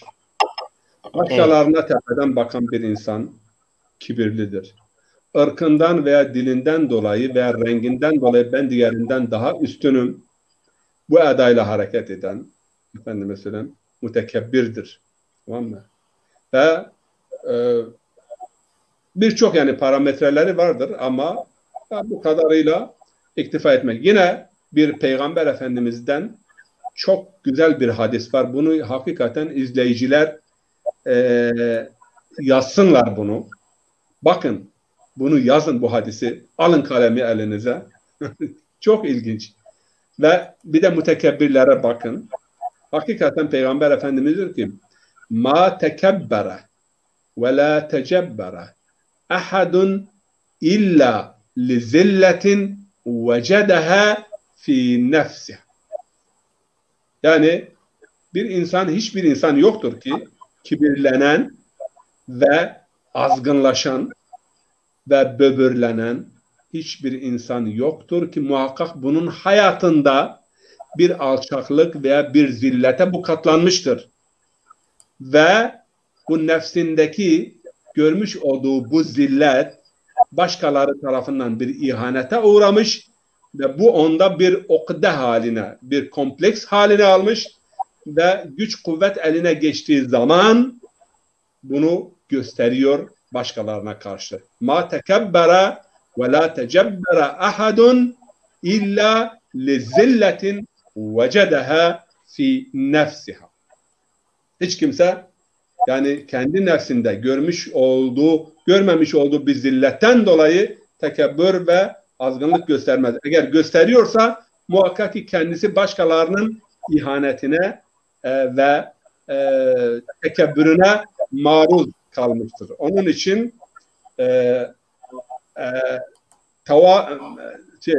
rafa'allah men tevada'a ve kesserallah men tekebber. Yani bir insan tevazu gösteriyorsa, mütevazi davranıyorsa konuşmasında, hareketinde, başkalarına karşı davranışlarında, yani hatta hitap tarzı dahi önemlidir. Allah bunun derecesini yükseltir. Yani Allah için tevazu gösterene Allah yüce mertebe verir ve tevazu aklın önemli askerlerinden biridir. Halk kültürümüzde de ne diyoruz? Meyveli ağaç mütevazidir. Dalları efendime söyleyeyim aşağıya doğru sarkılmıştır çünkü meyvesi vardır. Ama söğüt, kabak gibi meyvesi olmayan ağaçlar da neye benzetilir? Efendime söyleyeyim mütekebbir insana. Yani burnu havada, başı dik ama meyvesi yok. Ve tekebbürlenen insanı da Allahu Teala er veya geç yani onu kırar ve onu alçaltır. Bunu bu şekilde. Evet yani makamıyla, mevkiiyle, parasıyla bizde avam tabirle hava atan insanlar var. O komplekstir. Kendinde bir şey yani bu makamla bir mevkiyle kendini avutuyor. Hatta diyorlar o bildiğiniz bir fıkra var. Nasreddin Hoca ile Timur arasında. Biliyorsun değil mi? Yok açıklayın, söyleyin yani izah edin. Şimdi Timur'u Nasreddin Hoca Timur'u ziyaret etmiş diyorlar. Timur böyle bir yeni kaftan giymiş. Böyle Nasreddin Hoca'ya demiş sen bir bak bana benim değerimi biç falan ne kadar ederim demiş. Demiş ki hoca ona demiş misal bugünün parasıyla 1000 lira para. Demiş ya bu kaftanın fiyatıdır sadece. Benim ayrıca benim için ne diyorsun? Demiş zaten ben de kaftanın fiyatını söyledim. Meşhur bir şimdi tam aklıma gelmiyor. Nice elbiseler gördüm. İçinde adam yok. Nice adamlar gördüm. Üstünde elbise yok herhalde, diye. Ömer Hayyam'a ait herhalde olsa gerek. Ömer Hayyam'a ait. Evet. Yani hakikaten o dediğiniz kibirli insanların aslında kendilerine özgüvenleri olmaması nedeniyledir. Değil mi? Hı. Kendilerinde eksiklik. Evet. Hocam şimdi aklı yanıltan, aklı yanlışa götüren, zulme götüren, zalimliğe veya küfre kadar da götüren, inkara kadar götüren hasletlerden bahsediyorduk. Aklıma geldi. Hani müminin feraseti diye bir mevzu var. Orada da aslında benim kanaatime göre değinilen konu aynı şeydir. Yani mümin ibadetlerine yani ibadet dediğimiz Allah'a kulluk esnasında harama helalle dikkat eden zatların pek aldanmadığı ve herhangi bir konuda görüşte de isabetli oldukları bu nedenle müminin feraseti diyorlar ona ki hakikaten bu da şunu yani netice özü şudur haram ve helallere dikkat eden aklı daha doğru noktada kullanılır. Bunlara dikkat etmeyen ise o aklı ki bugün de aynı problemi yaşıyoruz. Hani meşhur bir şey var ki yani sadece Türkiye'yi kastetmiyorum. Dünyanın birçok ülkelerinde bir tarihte Müslümanlar çok samimi çalışıyorlardı, ediyorlardı. nasıl ki devletin imkanlarının eline geçti, meşhur bir darb-ı mesel oldu. Sufe ehli, site ehli. Meşhur bir laf var. Onu mücahitler müteahhit, Sufe ehli de site ehli oldu. evet. Komünistler de kapitalist oldu diye bir darb-ı mesel gelişti. Hakikaten demek ki helale harara yani şu kadarcığıyla bir şey olmaz, bu kadar 5 kuruşla bir şey, 10 kuruşla bir şey olmaz derken bir bakıyor adam 40 dağına kadar gitmiş. Bu defa meselelere bakışında bakıyorsunuz aynı adam 10 sene önce gayet berrak dünya meselelerine çözüm konusunda gayet güzel, isabetli konuşabilen adam, şimdi bir bakıyorsunuz malın esiri, nefsinin esiri, makamın esiri olarak yani acınacak bir duruma gelmişler, görüyoruz. Allah muhafaza eylesin. Burada o zaman yeri gelmişken sana Mesnevi'den bir beyt okuyayım. Hocam, bu mal tutkusu ve şehvet ve haşm, yani öfke ve şehvet insanı diyor doğru istikametten uzaklaştırır ve doğru görmesini engeller, şaşı hale getirir. Şaşı yani iki gören, biliyorsun, biri iki gören. Haşm-u şehvet مرد را احول کند ز استقامت ruh را مبدل کند. Yani öfke ve şehvetten, biz şehvet dediğimiz zaman millet hemen kadın veya muhalif cinse olan tutkuyu anlar, öyle değildir. Şehvet para, mal, mülk, yani hepsine olan tutku, birden Kur'an aşısında şehvet bütün bunların hepsini kapsar. Öfke ve şehvet diyor مرد را احول کند, insanı şaşı yapar. Yani biri iki görür. Çep. Ve ruhra istikamet mubdel kunad. İnsanın ruhunu istikametten uzaklaştırır. Yani istikametten ya sağa ya sola, ya ifrata veya tefrite kaçmış ve istikameti kaybetmiş olur. Bu meşhur bir darb-ı mesel var. O da şimdi sanırım bunu izah ediyor. Kime ait olduğunu bilmiyorum ama inandığın gibi yaşamazsan yaşadığın gibi inanmaya başlarsın diye bir darb-ı mesel var. Hakikaten Bediüzzaman'a ait olsa gerek. Ben o şekilde hatırlıyorum. Evet, ama kime ait olursa olsun hakikaten yani bugün birçoğumuzu tarif ediyor. Yani inandığı gibi yaşamıyor. Bir süre sonra bir bakıyorsunuz bu defa yavaş yavaş yaşadığı gibi ne diyorlar ona şimdi, asimile olmak diyorlar ya, bir çeşit asimilasyondur, farkında değil. Bu da bir çeşit asimilasyon değil mi? Ha? Evet. Asimilasyon demek yani erimiş olmak, ondan sonra dünya hayatında. Erimiş olmak, evet. Erimiş olmaktır. Yani şeytanın askerleri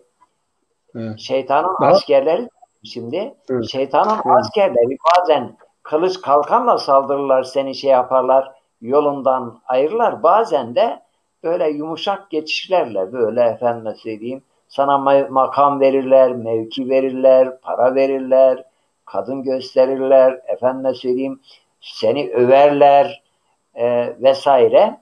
O şekilde biz böyle konuşurken şimdi sen şiir dedim, işte şair.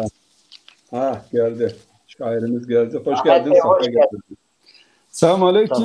Hoş bulduk. Hayırlı akşamlar. Yazı getirdin, kısa kol gömlek. Boynunda böyle güzel abiye sanki görüyorum boynunda. Yanılıyor muyum? Yoksa bana mı öyle geliyor? Yok kulaklıktır. Kulaklık mı o? Ben kolye mi taktım? Bu şeydir. Bu da düğmedir, o şey olarak görünüyor. Bu Vodafone'cular belli olmaz yani. Vallahi nasıl hocalarım, durumu nasıl? Teşekkür Elhamdülillah. ederiz. Allah razı olsun. Bizim burada soğuk hava. Valla Bingöl'de soğuk, benim evim bir konuda biraz şanslıdır. Ev sıcaktır. Böyle rahat ediyorum. Böyle eve geldiğim zaman üstümde ne varsa böyle rahat oturma şekilde kısa Ya kolla geziyorum. akşama kadar o Vodafone üniformasında sen sıkılıyorsun herhalde. Aynen, aynen. Böyle askeri üniforması gibidir. Eve geldiğin Evet, zaman evet. böyle kendimize atıyoruz, rahatlanıyoruz. Şey, satış elemanları, bankalardakiler giyimlerine çok dikkat ediyorlar. Size öyle mi talimat veriyorlar? Tabii tabii, yani aynen. Bizim sakal tıraşımızdan tut giyimize kadar müdahale ediyorlar yani. Onların şekli, hatta yaka kartımız da zorunludur, biz çok takmıyoruz. Yani Pazarlık yapın. bir yönetmenlik E, var değil mi? Tabii buna tabii, mukabil yani yöneticilik.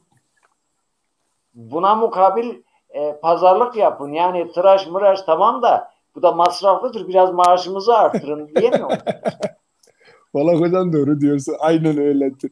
Ben bazen diyorum işte bunu yapın, şunu yapın, şunu yapın. Dedim verdiğiniz maaş bir şey yok da bunu yapın. İyi maaş verin, iyi bir şey isteyin bizden.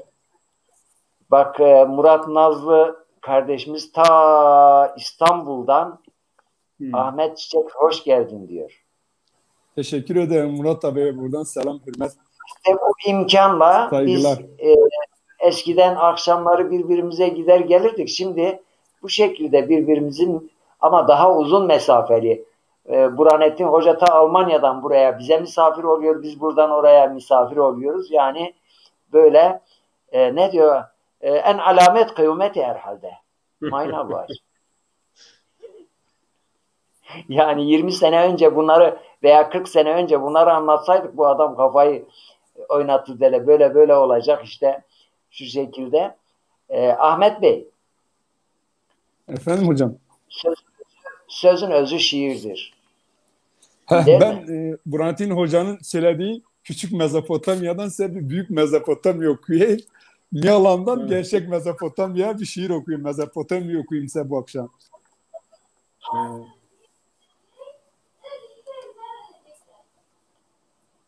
Ez Mezopotamyo gerguşê me dara guezyera, çegûnê me dara mezyera, aslo neslê me yo çeng hera, ez Mezopotamyo nûmê me ho zerê zerê min te. Tayro tür pişo palax, kero kuç daro bir, telo gul derdo kul holmisin aşnên, ez Mezopotamyo nûmê me ho zerê zerê min te. Ez zerê welatê diyo tayro, ez tiyel saz diyo, fek dêrbaz diyo dêro, ez diyo pereyo, parareyo, êro, ez Mezopotamyo nûmê me ho zerê zerê min te. Dünya o biro tibera nîmen kero her, ser cudiya mi pyorê günûr kerd a ber, misafir mi bi gemiyo nuh peygamber, ez Mezopotamyo nûmê me ho zerê zerê min te. Kerdê letê şewd hûn me, min vîrekê digeyalo zûn me, zaf de cen îtiyad gûn me, ez Mezopotamyo nûmê me ho zerê zerê min te. Dil ho qaran qar û qar, payîzo zimistûd ez gêren wisar. Ezik zerê dünya dwazan û yobar, ez Mezopotamyo nûmê me ho zerê zerê min te. Nûmê me ho zerê zerê min te. Ama küçük Mezopotamya ra şu büyük Mezopotamya hocam. Burhanettin hocam. Enke miyalonu dahablayı esnu çini timrayı baş dahablayı yeni Es nenu. aynı. Ey. O binası dahablayın ben miyaluan ben Mezopotamya. Mezopotamya Aynı ma'nayı doğru. zaten reyon o. Binası terayın zaten Arabi nibin Mezopotamya, Farisi nibin Mezopotamya. Bun beynun nehreyn. Binası Beynen terayın. nehri. Bele. Ahmet jo çen hep şiir mir şiraviti vacir video biraz. O son yo şiir yaza virazen şiiriz numeyi en vakt. İnaniye? Ey. O üzere vakt ra mehendi tayçi kod mu bir mizyo şiir nüşt. O nomeo şiir ra mir bir ilham o miyo şiir nüşt. Ez Türkiye var ve entay havalmaz fon bir. Evet, değerli izleyicilerimiz biz yani böyle iki dilliyiz. Bazen unutuyoruz, Türkçe konuşuyoruz. Bazen unutuyoruz, Zazaca konuşuyoruz. Karıştırmış gitmişiz. Şimdi akşam Ahmet Bey bir bu araya biraz şiir muhabbeti koyalım. Burhanettin Hocam yoruldu. Biraz dinlendirelim. Ondan sonra sohbetimize devam ederiz inşallah. Bir şiire video yaparken şiirin şeyi de vakitle ilgili. Vakit, içinde vakit kelimesi geçiyor. Oradan bana ilham oldu. Ben de bir Zazaca şiir yazdım. Güeş ho hol ak vate me dek. Beht ho vaktit, teht ho behtit. Pe zegale ersıva mek, beht ho vaktit, teht ho behtit. Çıtag viyet tıma mekür. Pe marifet mezko dekir. Gure ho tim vaktit bekir, beht ho vaktit, teht ho behtit. Me ager tim bun hua ver. İna bikir tişir ve ver. Ka gure vekt tür ben pever. Beht ho vektit, teht ho behtit. Hend tebigir tepeşmon niv. Tegirayış öyle davran ki. Hend tebigir öyle davran ki. Hend tebigir tepeşmon niv. Min şaritı ağa begib. Hem var vate hem şerefi. Beht ho vektit, teht ho behtit. Kar gure er sıra mevert. Caverd ava harom devert. Kale pilo munena zert. Beht ho vektit, teht ho behtit. Fakir tirvon kala zelal. Kum hak nevar ben şeytun lal. Kum mekir tal pe kala cal. Beht ho vektit, teht ho behtit. Cal kelimesinin Türkçesi nedir efendim? Hadi bakalım size soru. Cal. Cal, bu cala da acı diyorlar. Acıya da acı diyorlar. Tala da acı diyorlar. Köre acı. Car mı cal mı? Cal. C-A-L. C-A-L. Cal. Car olsa hile anlamında geliyor. Hile, tuzak filan ama cal bir tattır. Tat. Tatlıyla ekşi arasında. Yani affedersiniz kusmuğun tadına böyle ekşimsi tadına hem acı hem ekşi tadına cal da diyorlar. Tal tam zehir acısı. Evet. Jar diyorlar ya, jar tal. Jal. Ucadizme o kadevatı ezina tekrar bik. Ho mekir tal pe kala jal. En kademe var. Ekşi ve tebriken tuhol viraş hocam. Ya Allah razı. Abdullah Hoca. Mevlana şimdi hayatta olsaydı diyecekti ki Abdullah Hoca benden çaldı ha. Onun bir şiiri var. Sufiye İbnül Vaktbaş.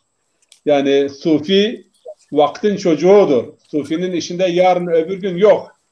Yani bugün vakti değerlendirir, baktını vakte arar diye bir güzel şiiri var. Yani muhteva itibariyle birbirine çok yakın söylediğinle onun Sufiye İbnül Vakt. Sufi İbnül Vaktast. Yani Sufi vaktin çocuğudur. İçinde sevfe yok yani yarın öbür gün cek yapacağım edeceğim yok. Yapar. Çi Abdurrahman Bey, Abdurrahman Hoca yiz ferheng viraşt bu bun kekre ya da buruk. Kekre ya da buruk. He. Böyle. Kekre eka miz kelime miz evsta miz bine tırş tam tırş ne bine tırş binate şirin tırşı o. Evet. O cal Talo tırşı. Binate talo tırşı.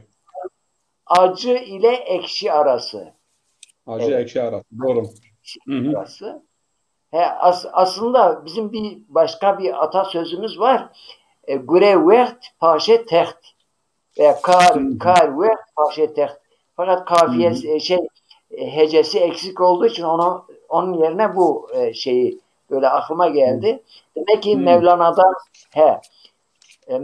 Mevlana benden sonra yaşasaydı derdim Mevlana benden almış. Evet. Evet. Ahmet Bey bir şiir daha Burhanettin hocam bakıyorum daha tam böyle dinlenmedi. Evet, Bir şiir daha. Bu bir espriyi araya sokalım da Buyurun. İmam Ebu Hanife için hep diyorlardı işte filan kes ancak böyle söyledi, filan kes böyle söyledi, filan tabi'in böyle söyledi. Onun meşhur sözü var yani. Diyor ki hum rical ve nahnu rical. Yani onların sözü var. Sözünün eri ise ben de sözümün eriyim. Onların eri mert ise ben de mertim. Yani hum rical ve nahnu rical. Ben de duymuştum. Çok da hoşuma gidiyor. Bazen de gerekiyor. Hum rical, nahnu rical. Yani onlar adamsa bize yani sanda ilim ehlinde özgüven çok önemlidir. Bir. Evet. İkincisi benim de bir fikrim var. O şeyin hangi bir gramer alimi ismi aklıma gelmedi. Bir gün medresede aşağıda geziniyor, bakıyor yukarıda bir talebesi dersini mütalaa ediyor, tekrar ediyor falan. Ses de ona gidiyor. O talebe de aynen şöyle diyor. Diyor ki kitap böyle diyor, hocam böyle diyor, ben de böyle düşünüyorum diyor. Her konuyu mütalaa edişinde kitap böyle diyor, hocam böyle dedi, ben de böyle düşünüyorum, böyle diyorum diyor. Bunu duyunca hocası, şimdi ismi aklıma gelmedi, meşhur birisiydi, dilimin ucunda gelmedi. Aşağıda bunu duyunca ki o kadar neşeleniyor, o kadar keyfi geliyor ki oynamaya başlıyor. Görüyorlar nedir? İşte diyor benim arzuladığım talebe budur. Diyor. Yani benim de bazen yani böyle gerekiyor. Ahmet Bey sözün hocam. özü şiir. Evet. Hocam en şiir menüş en Samet Huerto ki ne zazuna menüş en tay genç aynen zun Huerto haber dön yani şarmin zun haber bit Samet eyna menüş ama Huerto ki ne zazu pe zun şer mi bi vazo pe zun şer vazo ne ki o Türkiye'de biliyor hani o Türk Türkiye İstanbul ilişkin haber bir fekhu ken çok sarat çumun hu Türkiye te verden o bu mahe hol haberdin o halbuki zunda hu kalbik tadi hu hinya weş kalken holken Samet aynan bir şiir işte eşmer ey bari ey huerto kene zazu pe zuni şer mebi wazu ki yer çere niyen gwazu min milletun memun nezo دل هو قارن قار و قار زرگونه ما هو بن وشکدار من ملتود مکر هوا ما سر هو گیرن و شار هو سر تبند مب شار ملکا تجند مب شار قیمتلی و تهند مب شار هو وازدن تهند مب انسون yok که دوزیل ço serran nikerdo pil kumir keşköt, kumir kil, kumir dele, kumir gül. Warz xusar hin xub zaza, govene xubi vaj eza. Mase fertmen gili gwaza, pişermiye şin mer farza. Pişermiye şin mer farza. Olmaz saat veşkut. Burhanettin hocam Filat Buyurun. Bey bir şiir, gençle ilgili bir şiir yazmış, bana göndermiş. Ama Aha. şiirin son mısrasına beni de eklemiş. Aha. Ben onu size okuyayım. Tabii bizi Evet. gençler de istiyor. Filat İnşallah hocam bağlasana kendisine de- Filat hocam. Güzel şiirleri var. Şimdi o gelmese de şiiri burada var. Aha. Geçen 2 gün önce programımızda katıldı sağ olsun. Anlatmakla olmaz, dolaşmak lazım. Yalancı cennete benziyor gencim. Genç bizim ilçenin ismidir. Kışları soğuktur, sıcaktır yazın. Yalancı cennete benziyor gencim. Dürüsttür, cesurdur sendeki her fert. Barınamaz sende zalim ve namert. Şefkatlisin ama mizacın çok sert. Yalancı cennete benziyor gencim. Komşu ilçelerin Palu ve Lice. Burada varmış Dara adlı bir Ece. Seni anlatamaz kelime hece. Yalancı cennete benziyor gencim. Akdağlar, Çotela ve Yaylım Dağı. Ortasından geçer Murat Irmağı. Çok olur çökelek peyniri yağı. Yalancı cennete benziyor gencim. Yüreğinde kral kızı kalesi. Yaylalardan gelir kavalın sesi. Sende yaşayanın artar hevesi. Yalancı cennete benziyor gencim. Baharda yeşerir bahçesi bağı.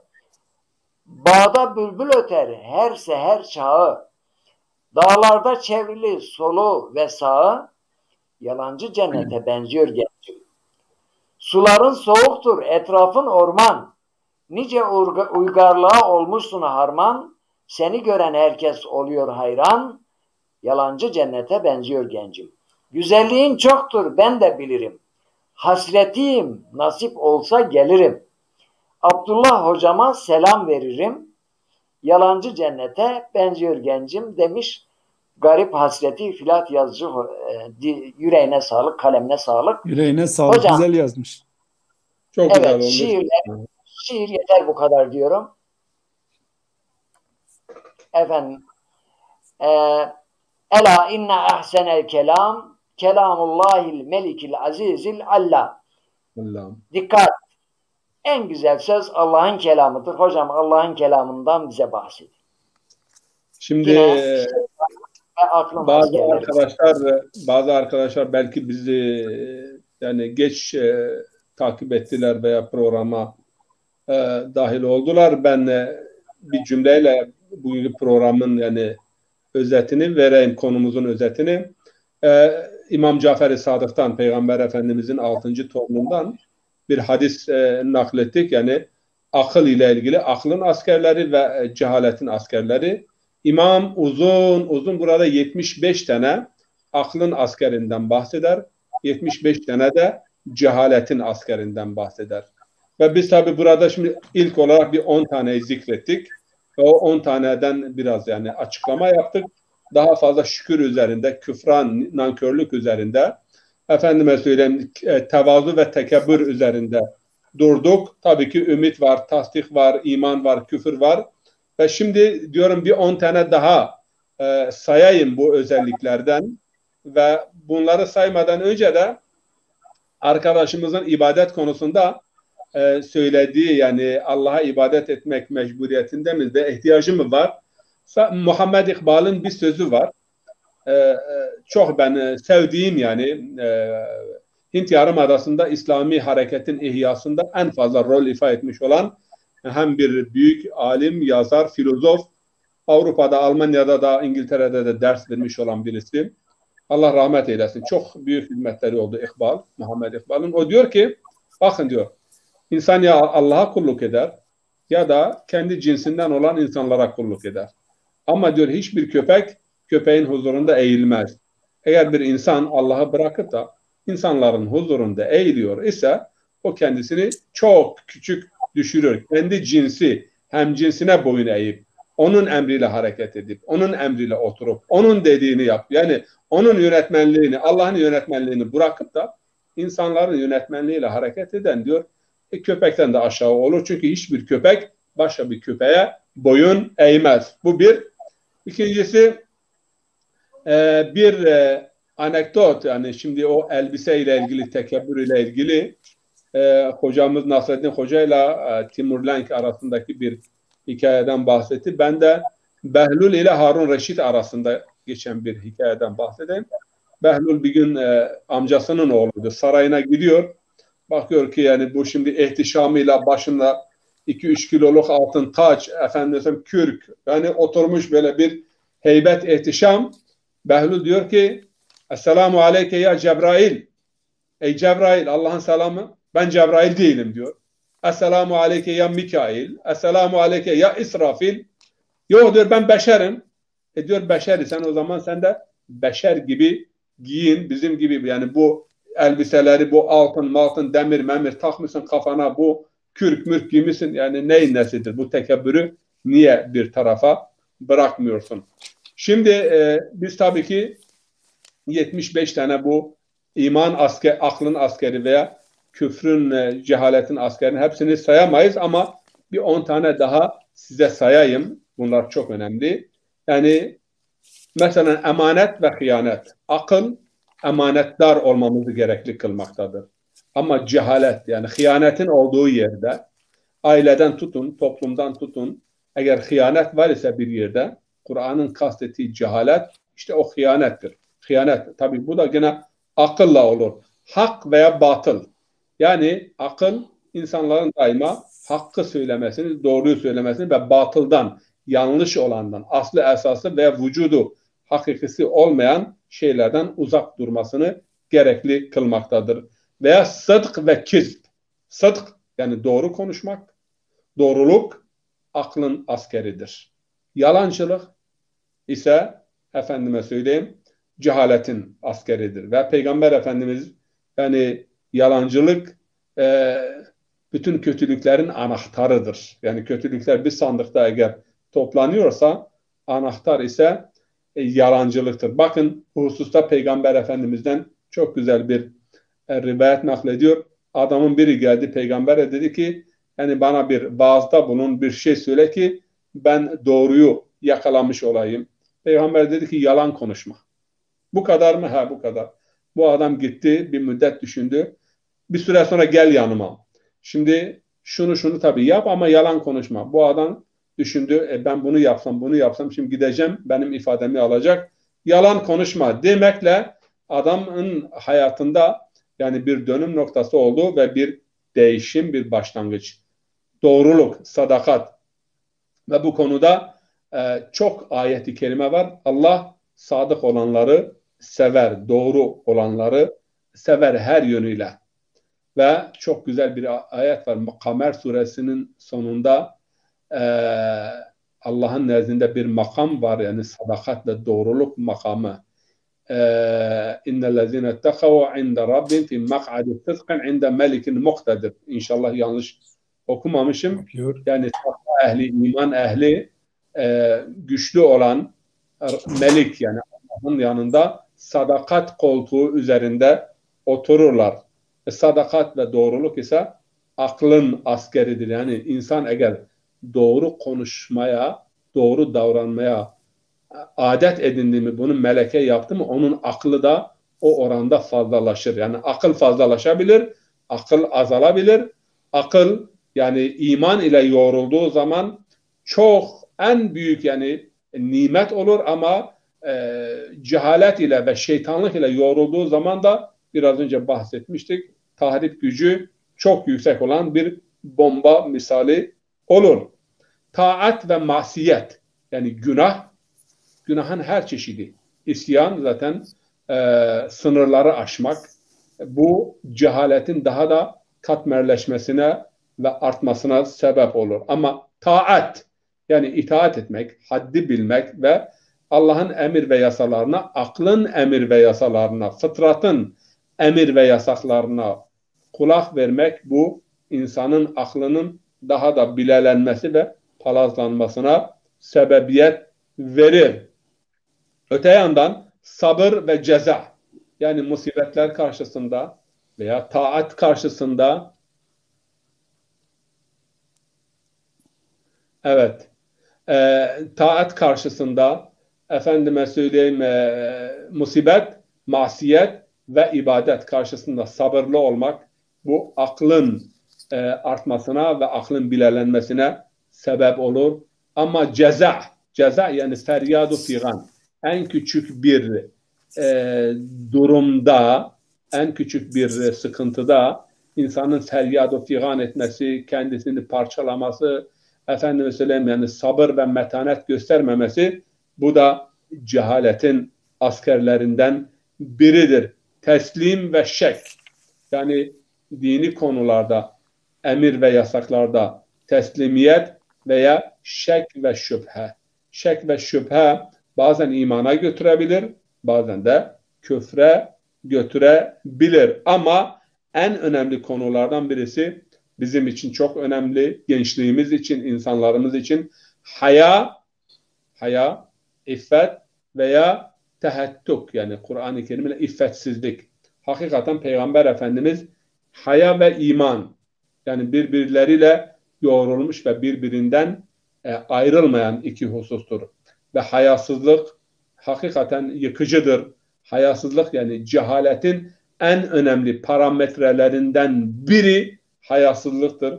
Bir toplumda hayasızlık yani çoğaldığı zaman, utanma duygusu zayıfladığı zaman, bilhassa yani Doktor Ali Şeriati'nin ifade ettiği yani bir duası vardı, onu çok okuyordu. Uzun bir duadır. Bir gün sadece onu ben bir sohbet konusu yapacağım inşallah.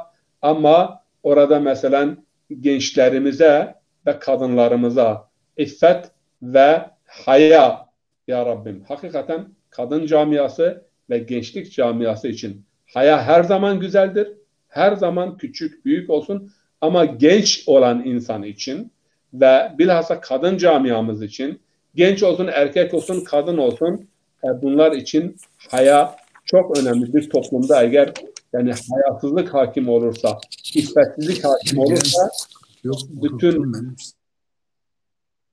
bütün efendim normlar, ölçüler alt üst olur. Okay? Ve Peygamber Efendimizin bu sözü de yine bizim için çözümleyici, yani festahyi fe illem testahyi fef'al maşi. Yani utan, kendinden utan, biraz diyoruz bazen bizim halk dilinde de kendinden utan. Bu kendinden utanma, insanın kendi vicdanından ve kendi aklından utanması. Bir hata, bir yanlış yaptığı zaman diyor ki kendinden utan. Kendinden utanmıyorsan diğerlerinden utan, Allah'tan utan. Yani festahyi, peygamber diyor, haya et, utan, ama utanmasan ne yaparsan yap. Çünkü utanma, yani bu perde yıkıldı mı ve kadınlar toplumunda, gençlikte, ailede haya perdesi yırtıldı mı hakikaten yani hayat felakete dönüşür. Biz burada bunun şahidiyiz. Haya perdesi yırtıldı mı insan sınır tanımaz olur. İnsan ölçü tanımaz olur. Yani hiçbir şey onu bağlamaz bir duruma gelir. Onun için dinimizde hayanın yeri, önemi akli bir parametre olarak çok önemlidir ve iffetsizlik de cehaleti körükleyen en önemli unsurlardan biridir. Diğer taraftan intikam duygusu veya affetmek, biliyorsunuz ki yani intikam, bu duygu, bu tutku cehaletten kaynaklanmakta.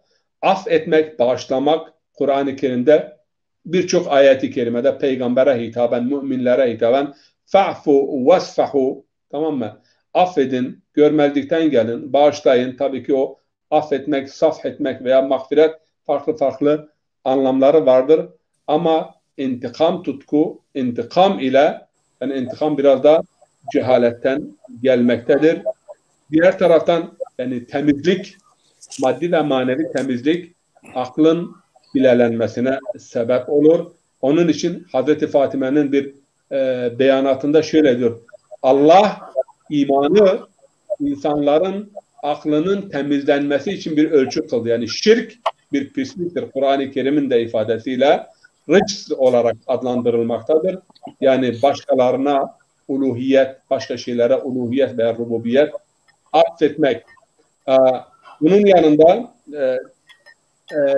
yani kazira, temiz, kirlilik, maddi ve manevi kirlilik. Kur'an-ı Kerim bundan çok bahsediyor. Kalplerin paslanması veya kirlenmesinden, beden kirlenmesi. Bunun bilmemiz lazım.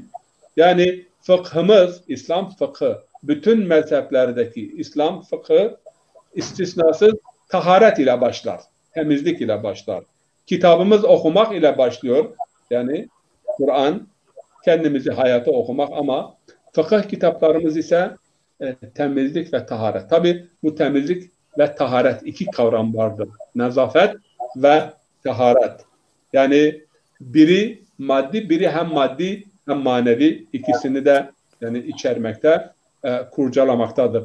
Nezafet dediğimiz zaman daha fazla maddi temizlik ön plana çıkıyor. Ama taharet dediğimiz zaman taharet hem maddi ve hem de manevi temizlik. Mesela Hazreti Lut'un kavminden bahsedilirken orada temizlenmek istenen insanlar vardı. Yani kötülüğe bulaşmak istemeyen, günaha bulaşmak istemeyen. Ricalun yetatahharun, bu kavram Kur'an-ı Kerim'de çok geçer. Yani temizlenmek, tahir olmuş, temizlenmiş, mutahharun. Hani ruhu, aklı, fikri, düşüncesi temiz, pak, yani saf olan insanlar. Tabii ki günah kirliliktir. Yani günah insan günaha alude oldu mu, günaha bulaştı mı, aklı ve fikri o saf ve berraklığını elden vermiş olur. O safiyet ve berraklık gittiği zaman akıl o fonksiyonlarını yitirmiş olur. Yine bir ölçü vereyim. Bakın biz dedik ki tekebbür bahsinde Peygamber Efendimiz diyor ki tekebbürü olan cennete giremez. Bu hadisi teyit eden mesela ayet-i kerime Kısa suresinin sonuna doğru bir ayet var. Bismillahirrahmanirrahim. Tilke darul ahire nec'aluha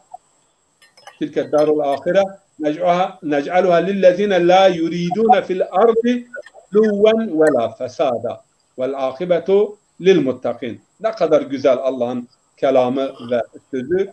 Biz ahiret yurdunu, cennet yurdunu yeryüzünde fesat çıkarmayan, bozgunculuk yapmayan, büyüklük taslamayan insanlar için öngörmüşüz.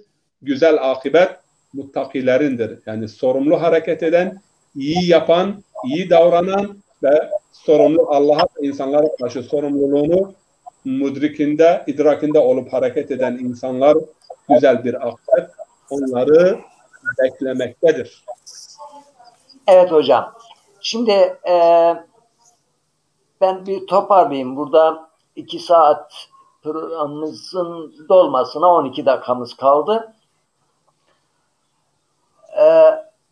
Yani akıl fonksiyonlarının iyi çalışması veyahut yanlış çalışması, doğru çalışması ve yanlış çalışmasını olumlu veya olumsuz etkileyen, sizin İmam Cafer Sadık radıyallahu anh'ın ifadesiyle aklın askerleri, cehaletin askerleri derken, evet, aklın fonksiyonlarını doğru çalışmasına sebep olan cehaletin askerleri ise tam tersine aklın fonksiyonlarını köstekleyen, doğru çalışmasına engel olan, yanlışa yönlendiren şeyler ki bunlar bizim Kur'an-ı Kerim'de ve hadis-i şeriflerde belirtilen ve aslında bu ahlaki ilkeler evrenseldir, değil mi? Tabii evrenseldir. Zaten hocam ahlak felsefesiyle ilgili yani bir sohbetimiz olacak. Niye ahlaklı olalım ki? Evrensel mi değil mi? Niye ahlaklı olacağım? Ahlaklı olmasam ne olur? Kim bana ahlakı yani icbar ediyor veya bu bir başlı başına ahlak felsefesi bir konu yani. Bu evrensel ahlaki hasletleri taşıyan artı Hazreti Peygamber'in vahiy ile bize bildirdiği helal ve haramlar, yani ubudiyet, kulluk vazifesi olan gereği olan şeyler, vazifeleriniz yapıldığında aklın aynen aklı bir motora benzetirsen, nasıl ki motora yağını koyarsan o motor iyi çalışır. Değil mi? Ara sıra bir bakımını yaparsan iyi çalışır. Ama tam tersine o motora o ölçüde farklı bir yağ koyarsan, motora uymayan bir yağ koyarsan veyahut benzin yerine mazot koyarsan ne olur? O motor çalışmaz. İşte aklı da perdeleyen böyle şeyler var. Bize bu akşam bunları izah ettiniz. Hocam, son olarak konuyu özetleyeceğiz. Ahmet Bey'in şiiriyle programımızı yavaş yavaş kapatmaya çalışacağız. Konu olarak özet olarak şunu diyeyim ben iki cümleyle. Ben programın başında bir cümle sarf ettim. Yani şeriat ile tabiat arasındaki uyum. Şimdi biliyorsunuz, bahçıvanlık yapanlar biliyorlar. Ağaçlar budama yapılır. Budama niçin yapılır ki? İyi bir meyve, iyi bir mahsul elde edilsin, fazlalıklar alınır. Veya çiftçiler veya sebze yetiştirenler veya çiftçiler biliyorlar ki tarlalarda ayrık otlar olur.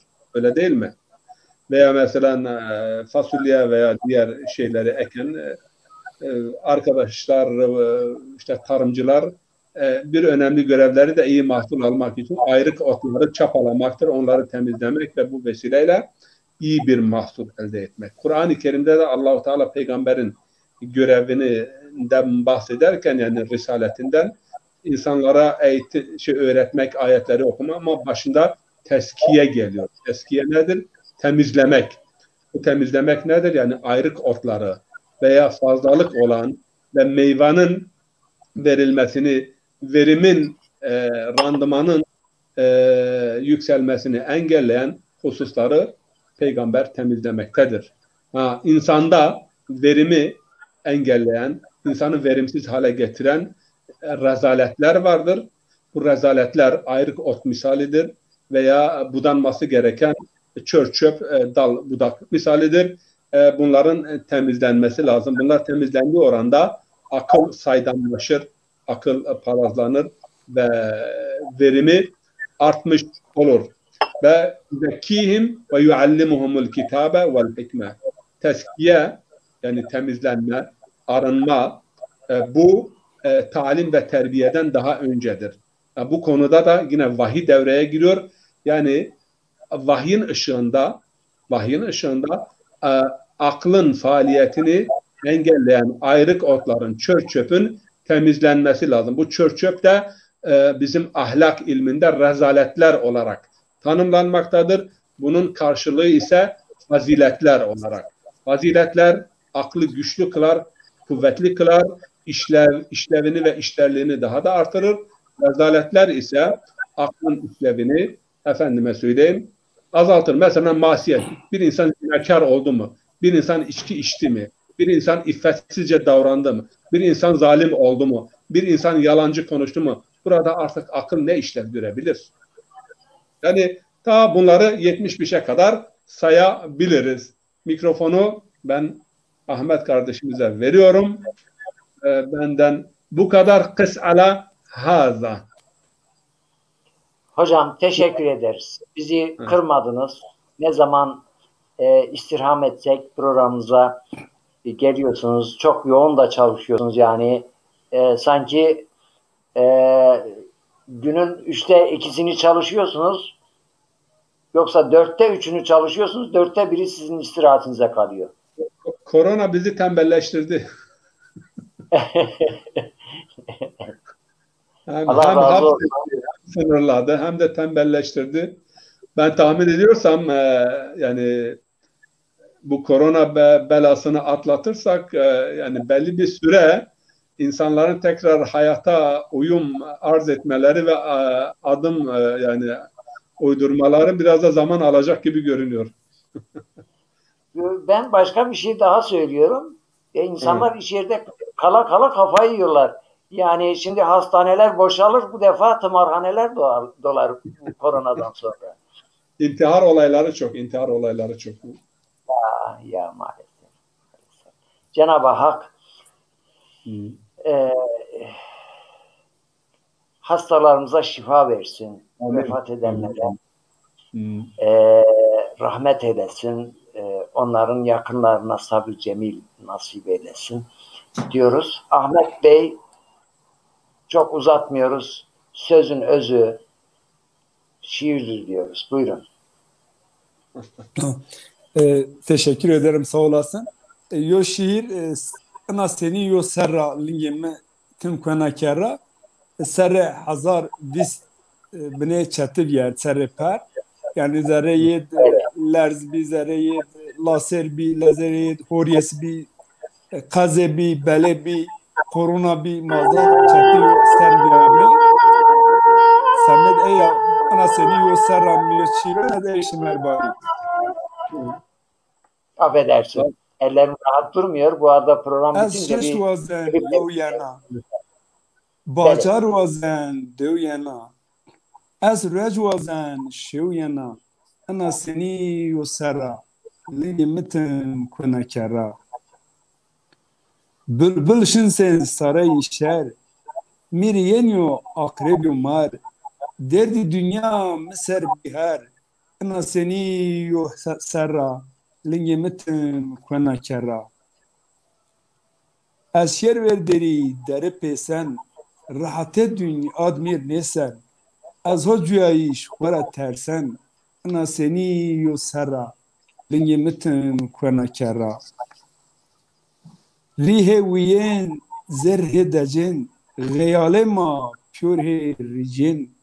Marrac rej he bicin. Ana seni yo sera. Linge mitin kuna kera. Bele zafu me maser. varu varen yine laser. Ma min hasret vili wiser. Ana seni yo sera. Linge mitin kuna kera. Ana seni yo sera. Linge mitin kuna kera. Huma lingeti çare keranefim tıpav muhafaza bıktama marzaf lazimi İtiyadı mesaj İsmail Apan şon şıma hayırvat İsmail Apan kardeşimiz hayırlı akşamlar demiş. Güzel. Hocam, Abdullah hocam. Linge mi ve kerrava nekur ve linge şıma kerrava nekur. Eni matam Türkiye'sini vun. Matam Türkiye'ye çağırın zazaki. Bilmem zazaki tam tersine Türkiye'nin için o. Yani mefhum olarak kelime tercüme ne? Mefhuma Türkiye zevonde bunun ayağın taşa değmesin. O kadar ne bu? O kadar şoğunlayın. Ama başka dar bir mesele. İstekamı birini koy. Yalnız yo paluj yo esnaf mabı be. Zaf yarın be. Türkiye vati. Kombişinci vati ciriyo duayı devbi o yerek inarın güeş pesine serine neyine çikirdiyen. Aslında duani ve dua biniyorsun. Vati Allah seni sıcak suda haşlasın. Ayağın başın dururken ayağın yere çarpmasın. Biz o kadar vati. Der yok. Polkolikeyi bir. Evet. Bazen Zazaca, bazen Türkçe konuşuyoruz. Programımız bugün Türkçe olması lazım. Ama biz Zazalar dayanamıyoruz. Zazaca konuşuyoruz. İstiyoruz ki dilimiz daha da gelişsin. Ben son olarak buradan bir duyuru, Burhanettin Hocam müsaaden var mı Ahmet Bey? Bir duyuru da yapmak istiyorum. Zazaca ilk edebi kitabı Zazaca Mevlid'tir biliyorsunuz. İlk edebiyatı Mevlid'tir. Bu Mevlid kitabının yazarı eski müftülerimizden, Diyarbakır kadılarından, alimlerinden Molla Ahmedi Hasi'dir. Hem onun hatırasını canlı tutmak amacıyla hem de dilimizi geliştirmek açısından Bingöl Zaza Dil, Kültür ve Tarih Derneği bir şiir yarışması düzenlemiş. Bu yarışmada konu, lehçe, şive serbest. Yazım şekli de serbesttir. 10 Şubat'a kadar süre var. 21 Şubat'ta, yani 10 Şubat'a kadar son müracaattır. 21 Şubat'a kadar da 21 Şubat'ta da Dil Bayramı, Dünya Dil Bayramı'ndaki etkinliklerde sonuçlar açıklanacak, plaketler vesaire verilecek. Genç, yaşlı, yani yaş sınırlaması da yok ama 2 kategori, 25 yaş altına ayrı değerlendireceğiz, 25 yaş üstüne ayrı değerlendireceğiz. 2 kategoride böyle bir şiir yarışması ama geleneksel hale gelebilecek bir şiir, yani her sene Molla Ahmet Hasi şiir yarışması Bingöl Zaza Derneği yapmış, düzenlemiş, organize etmiş. Genç şairlerimizi meydana bekliyoruz. Hodri Meydan diyoruz. Bununla ilgili ilanlar var. Nereye, nasıl müracaat edilir? Birçok sayfada paylaşıldı. Ben bu duyuruyu da dernek başkanı İbrahim Bukan Bey adına yapmış olayım. Bunu sık sık dile getireceğiz. Ben burada bizi izleyen kardeşlerimizin de Bingöl Zaza Kültür ve Tarih Derneği'nin bu şiir yarışmasıyla ilgili ilanlarını kendi sayfalarını ve ilgilenen arkadaşlarla da paylaşmalarını, duyuruyu yaygınlaştırmasını istiyorum.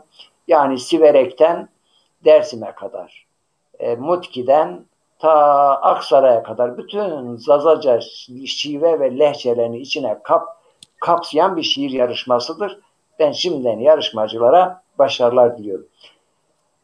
Ahmet Bey, isterdim ki sen şiirle bitiresin. Ben bu duyuruyla bitirmiş oluyorum ama çok da güzel bir duyuru yaptın. Güzel, daha güzel oldu yani. Benim için böyle şiir daha oku, öyle gidelim. Tamam, isterseniz bir daha okuyayım. Bu sefer de dayım diyeyim. Dayı hepimiz için önemlidir. Anam. Aynen. Dayım roşni çimun mına, dayım ahiret imun mına, dayım dünya zerre mına, dayı hasre çimun mına. Dayım zerre hunid venika, dayım germ umnunid venika, dayım se borun peltenika, zerre dayım se pişenika. Hak day dünyadın yidiyen, riye güler tim merviyen, cehde mitim şinhet daya, ceddayho ser sariya ser çimuna. Ena dünya petruna, ena dünya setuçinya, bir dayço nyumo dünya, köre günyu dayı sina. Cehdo cenneto bin lingu daya, ser sıbera hatu şuha paya. Nun da mallete yer mihaya, pizreşnaye dünya daya, daim roşne çimun mına, daim ahiret imun mına.